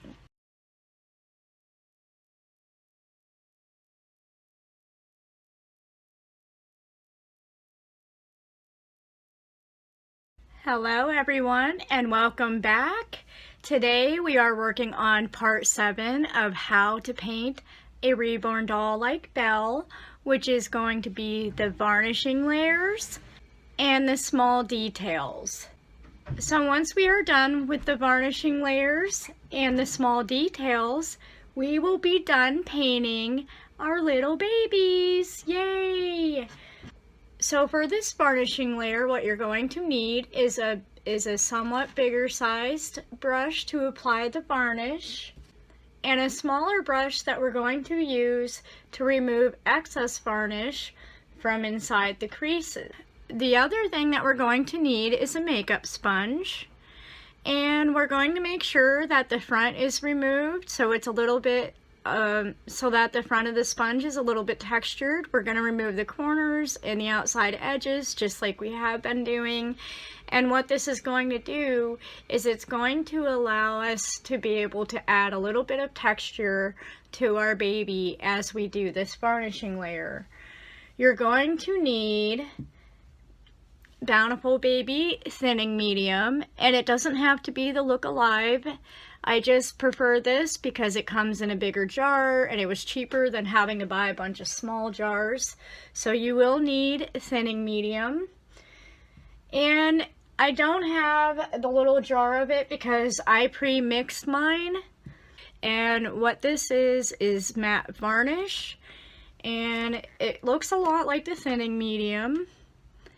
It's kind of like a gel, maybe even more of a kind of Vaseline texture. So what I do just to make things easier on myself, especially since I always have a lot of babies to work on, is I pre-mix some of the matte varnish and the thinning medium into a container. And how I mix it together is I do half and half medium and half varnish, and I make sure to mix it up very, very well. And this way, every time I have to mix more, I already have my thinning medium and my varnish ready to go. You will also need Pyrrole Red and Flesh 08, because I like to add a little bit of the Flesh 08 and a little bit of the red to give me a kind of rosy color. That's just going to bring all of the colors on my baby out even more. And also this way, by the time I'm done adding my varnishing layers, it's going to give my baby a nice natural skin tone. So as you can see, I have finished my creasing and she's really, really looking beautiful. I've added a little bit of purple shading up here in the brow area and into the corners of the nose and eyes, and I've just really brought everything out. And if you compare her to the other one that I haven't done the shading and creasing on, you can see how much more alive and realistic this is looking compared to this. And for the feet and legs, you can see how I creased them. I added creases to the creases on the bottom of the foot, in between the toes, and all of these deeper areas. And if you compare this leg to this leg, you can definitely see, well, I haven't finished blushing this baby yet, so by the time I've added the blushing and the creasing, you can definitely see a big difference, how much more realistic and how much more everything just pops. It's really starting to come to life. And here is the arm. So you can really see how the blushing and the creasing really, really adds to the realism. Right now, the red might seem kind of extreme, but by the time I am done doing my 2 varnishing layers, everything will be toned down and it'll be nice and natural looking. So to mix my thinning medium and my varnish, like I said, the first thing I do is I mix my thinning medium and varnish together first, and that is a 50-50 mixture. And then I go ahead and I add some paint thinner to my bowl. I add a little bit of Flush 08, and I add a little bit of Pyrrole Red, and I get this nice kind of pinky, peachy, rosy kind of color. If you mix it properly and you do the 50% medium and the 50% varnish, and by the time I'm done with my mixture, and you can already see just from me tilting my bowl how that is sticking to the side of the bowl. I can still see through it, but it's sticking nicely to the side of the bowl, and that's what I want. If it's coating the side of the bowl like this, then you know it will be coating your dull parts like that. So all I do once I have my mixture the way I like it is just like with our other flesh tone washes and our blushing wash, I just apply this varnish to the entire kit. With the head, I start out with the face, and I just dab the varnish on and make sure to get into all the creases. And I just make sure I don't miss any spots. So I'm just applying this to the entire kit.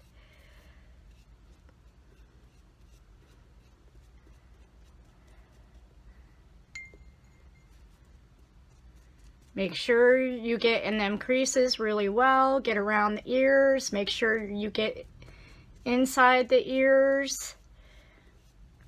And I do the face and this front part of the top of the head first.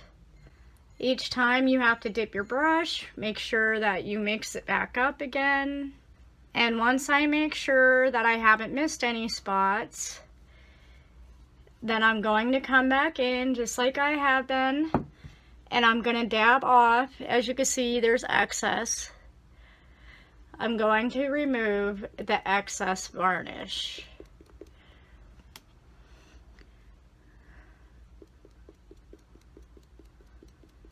I'm going to make sure I do this very evenly, and do not rub it, dab it off, because if you rub it, you won't have the textured feel that we want to be left with by the time we're done. And the way that I do it, and if you do it correctly and you dab it off just enough, there will be a little bit of a texture. It'll be enough to be noticed, but it won't be super extreme. Some people really like to add a thick layer and leave a thick layer on, and by the time they bake it, it gets this kind of like rough sandpaper plastic feel to it, and I don't like that effect. I like it to just be textured enough to where the customers can tell that it's been textured, they can feel the texture, but it's not all rough like sandpaper. Just make sure you remove all of the excess and you don't miss any spots. You're going to take the dry brush and make sure you dab the excess out really well from all of your creases, from in between the lips, inside the nose, inside the ears, especially the deeper areas. Because what's going to happen is if too much is left behind, by the time it's done baking, it'll get this white crusty look to it. And we definitely don't want that. We want everything to look nice and even and natural looking. And if you mixed your mixture correctly, you're going to be able to see the texture. And it's hard for me to show that to you in the camera, but you will see what I mean as you're dabbing off your babies. You'll see the kind of texture that it's leaving on the baby. So I just make sure that I dab everything off evenly. This is really going to add more color to our baby. It's going to tone down the blushing. It's going to tone everything down. By the time we're done doing the layers of it, she's going to be beautiful. She's going to be nice and natural looking. Her skin tone will be nice and natural. Make sure that when you mix this varnish layer that you don't get too much red in there, because otherwise all your blushing will start blending in together and your baby will look really red. So just be careful how much red you are adding in there. So it's pretty much, like I said, it's pretty much just like we have been doing for the skin layers. We're just putting it on and we're removing the excess. And you can already see how much more color she has and how the blushing is standing out. She's really starting to look natural and more realistic, and that's the effect we want. I'm going to repeat this step twice. I like to have 2 layers just to make sure that she's varnished very well. It's a nice kind of thick layer. It'll help protect the baby's paint job even better. So I like to do 2 layers of this matte varnish. And as far as varnishing, that's all you really need to know. Just make sure you apply it evenly, you remove the excess, and you're gonna repeat that step for for your entire kit. The arms, the legs, the hands, the feet. Make sure you get the excess out from in between the fingers and between the toes. Make sure there's no excess inside the creases.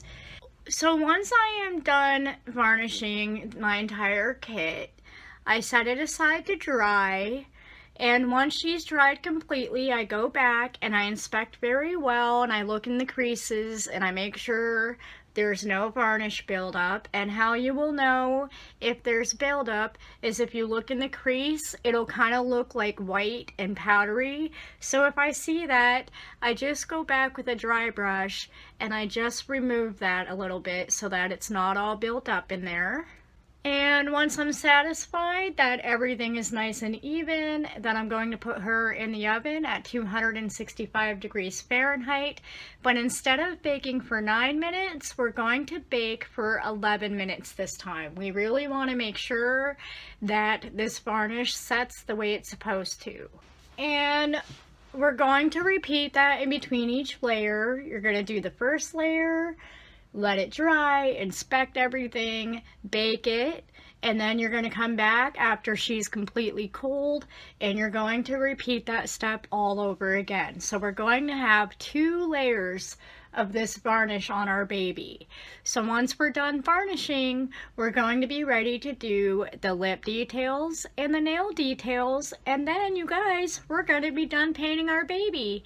So I'm going to go ahead and I'm going to finish varnishing my baby, and then I will come back and I will show you guys how to do those small details. Okay, welcome back. So I have finished my varnishing layers, and now you can see how rich and beautiful her color is. It's a very, very close match to my own skin color. And if you compare this baby's face to this face, this is one that hasn't been painted yet, you can truly see the difference in the color, how rich the color is now, how realistic our baby looks. And also, if you look at the difference between your ring and the main part of your baby, you will definitely be able to see a difference now between the color of the ring and the color of your baby. You can see how beautiful she is. So the only thing left to do now as far as painting is the small details. And all that I do for the small details is I paint the nails, I paint the lips, and then I go back and I add a little bit of glossing to the eyelids, the corner of the eyes, the lips, and the tops of the nails. And that's all we have left to do. So to do the nails, you will need the purple that you used for your creasing. You will need a little bit of thinning medium. You will need nail tip, Flush 08, Eileen's paper glaze. You'll need 2 small brushes, like detail brushes. You will need your blushing color, and I think that's about it. So what we're going to do is we're going to use our detail brush, and I already have my colors here.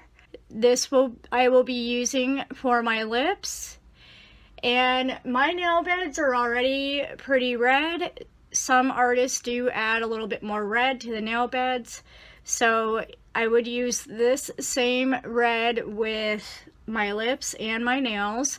And all I did to get this is I put a little bit of thinning medium in here, and then I just touched my brush into the blushing color, added it in there and mixed it up, and it gave me this nice kind of rose color.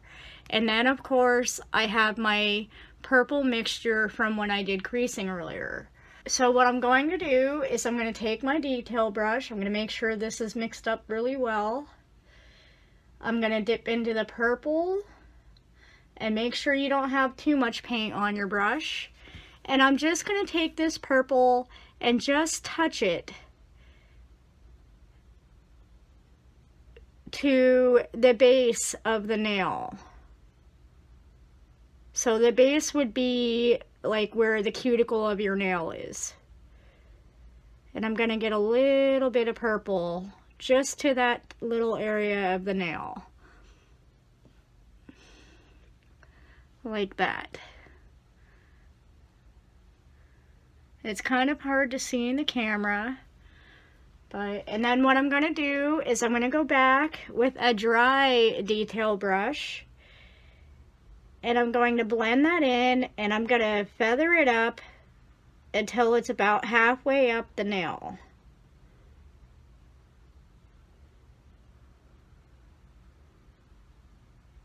And this is just going to add a little bit more dimension and realism to our nails. So I'm just blending it out and feathering it up so that part of the nail is lightly shaded with this purple. If you get outside of the nail, make sure you remove that excess. We don't want purple to be outlining our nail. So I'm just blending it in really, really good. And like I said, it's going to be kind of hard to see on the camera, but you can definitely tell the difference between the nail color now and this skin portion of her fingers. Now, typically I would go back and I would add a little bit of red in there, but her nail bed was already quite red, so I'm not going to do that this time. But I do the same thing with the red. I start out near the cuticle, and then the only difference is I feather the red so that it's 2/3 of the way up the nail. And I leave the tip unpainted because we're going to go back with this tip color.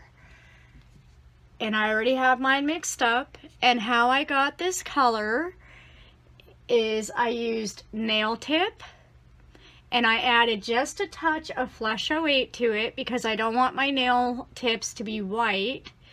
We want them to look natural. We don't want it to look like our baby just had a French manicure. And I added that to a little bit of the thinning medium to thin it out. And I just take my toothpick and I mix it up really well. I make sure it's kind of thin. Let's see if I can show you the thickness of my mixture here. It's not quite a paste, it's a little bit thinner than a paste, but it's thicker than our creasing purple. So I'm just going to take my toothpick, and with the tip of my toothpick, I'm going to thinly paint some of this nail tip color onto the tip of my nails. And I do that by just kind of a little bit at a time, just dabbing it on there with the tip of this toothpick. I almost have to dip it for each nail that I do. Try to be careful not to get the white onto the skin. And as you can see, that's looking pretty good. If I feel like I got a little too wide, I could take a clean toothpick or use the clean side of the tip, and I can wipe a little bit of it off, and I can straighten the lines. I can use the toothpick to remove it from the skin if I need to. Sometimes the nails can take a minute, especially for me because I'm really picky, but you can see how beautiful that is.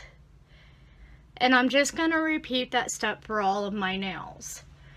The only thing that I do different for my toes, if you have a very tiny baby, like my baby is very tiny, and you can barely see that there's even a toenail there on some of them, I don't bother tipping those because it would look unnatural. There's almost no way you can get the tip thin enough to not cover the entire nail, so I just don't do that. But the nails that are a little bit bigger, like say this toe here and this big toe, I do the purple and I blend that in, and I do add this nail tip color to the tip of the bigger nails. Working with the toothpick gives you a lot better control. It's a lot easier to keep the paint where you want it to go instead of it just going all over the place and having to wipe it off over and over and over again. And her toenails are really tiny, so I don't know if I'll be able to tip them, but I always try because the tipping is just a really nice detail to have. However, it is really, really difficult to tip the smaller. It's really difficult, see, to tip these smaller nails without just accidentally covering them completely with paint. So for the toenails on this baby, I will leave it at the big toe because there's barely a nail for the rest of them. So I'm just going to gloss the rest of the nails on the toes. And that's really all the details you need as far as the nails. It's not a huge deal if you can't tip them all. Like I said, I do try to tip the bigger ones, but on the preemies it's almost impossible to get it to look natural because the nails are so tiny. You're just going to cover the entire thing with the white, and we only want the tips to be white. And like I said, don't worry too much if you do get out of the line or it looks a little wobbly or weird looking, because I can come back with the clean part of my toothpick and I can straighten my lines out, and I can remove it from the areas of the toe that I don't want it. I remember the first time I ever did toes, I was doing it with a paintbrush, and I don't know why at that point I didn't think to use a toothpick, because I sat there literally one day for like 3 hours trying to do nails with a paintbrush, and it didn't work out too well, but this is looking pretty good. You can see how straight I got it and how quick that went because I used a toothpick. So that's all I'm going to do. I'm going to tip all the nails, and since I'm almost done, I may as well just go ahead and finish up tipping the nails so that I can show you what they look like.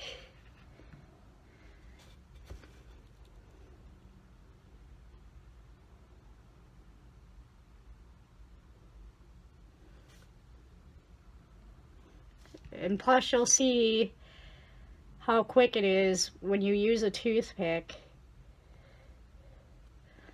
If I accidentally get a big glob of paint, I wipe it off We want this paint to go on as flat as possible because we want the nail to be natural feeling. We don't want it to be bumpy feeling.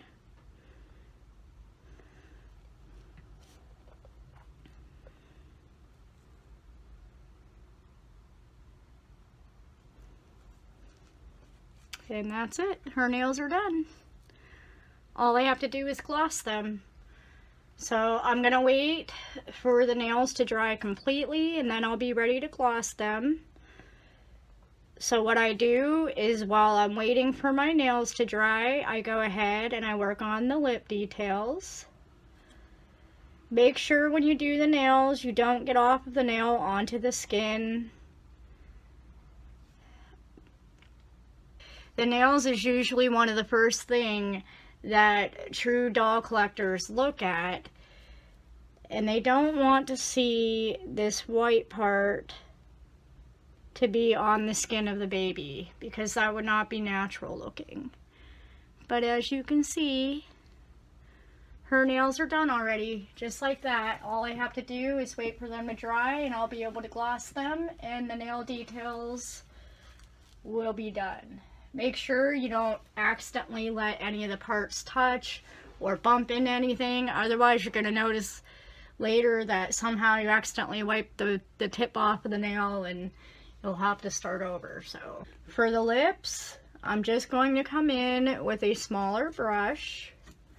For the lips, I'm just going to take that rosy color that I just showed you guys, and I'm going to paint the entire lip except for this bump area. I'm not going to paint that because it's already kind of pinkish, and I like that part of my lips to be a little bit lighter than the rest, and I'll show you here in a second. I haven't added a lot of red, I just want to pinken them up a little bit. If you make them too red, then it will look like you painted lipstick on your baby. And we want it to be nice and natural looking. I find that the lip color is usually actually the hardest color for me to mix. There never seems to be a perfect dead on to where I want it to be. It's usually always too light or too dark. But I think I've actually got the color just right this time. If I get outside of the lip, I'm going to carefully wipe that off with my sponge, because we don't want the red color to be on the skin. But there you go. I pinkened them up. They're nice and natural looking. They're not too dark. And that's exactly how I like them to be. If I look at it and it doesn't seem like they're pink enough, I can add a little bit more of my blushing color and I can go over them again. If you want them to be darker, that's perfectly fine. But this is actually looking pretty good.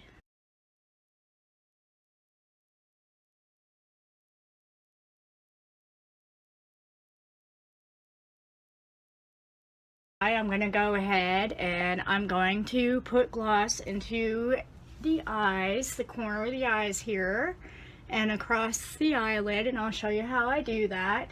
I use Eileen's paper glaze for this step, and I just put a little bit into my palette, and I dip my brush and get just a little bit on there, and I very carefully go across the crease of the eyelid. Now if you have open eye baby, you may just want to do just the corner of the eyes, but with the sleeping babies, I like to get the entire eyelid. And doing this just gives their eyes a natural kind of moist look. I get it across the eyelid, and then I come outside of the eyelid just a little bit, and I have a little bit of glossing into the area that's like the corner of the eye going toward the nose. And you can see how that just adds to the realism even more. I do that with both of the eyes. If I get too much, I can just dab it off. Sometimes I get it outside of the eyelid a little bit. If it seems like you have a little bit too much, you don't have to worry about it too much. This will dry clear. I'm also going to be going back through and adding eyelashes. So there, you can see that I've added the glossing to her eyes. And it just really gives them a little bit of a more lively look. The only thing left that I'm going to do is I'm going to do the same. I'm going to come in, I'm going to gloss the lips. Make sure you be careful not to get the gloss onto the skin area. We want it on the lips only. And same with the nails. We're going to add gloss to all of the fingernails and the toenails, keeping the gloss onto the nail. Don't let it get onto the skin. And that's it. Once you do that step, your baby is done being painted. Yay!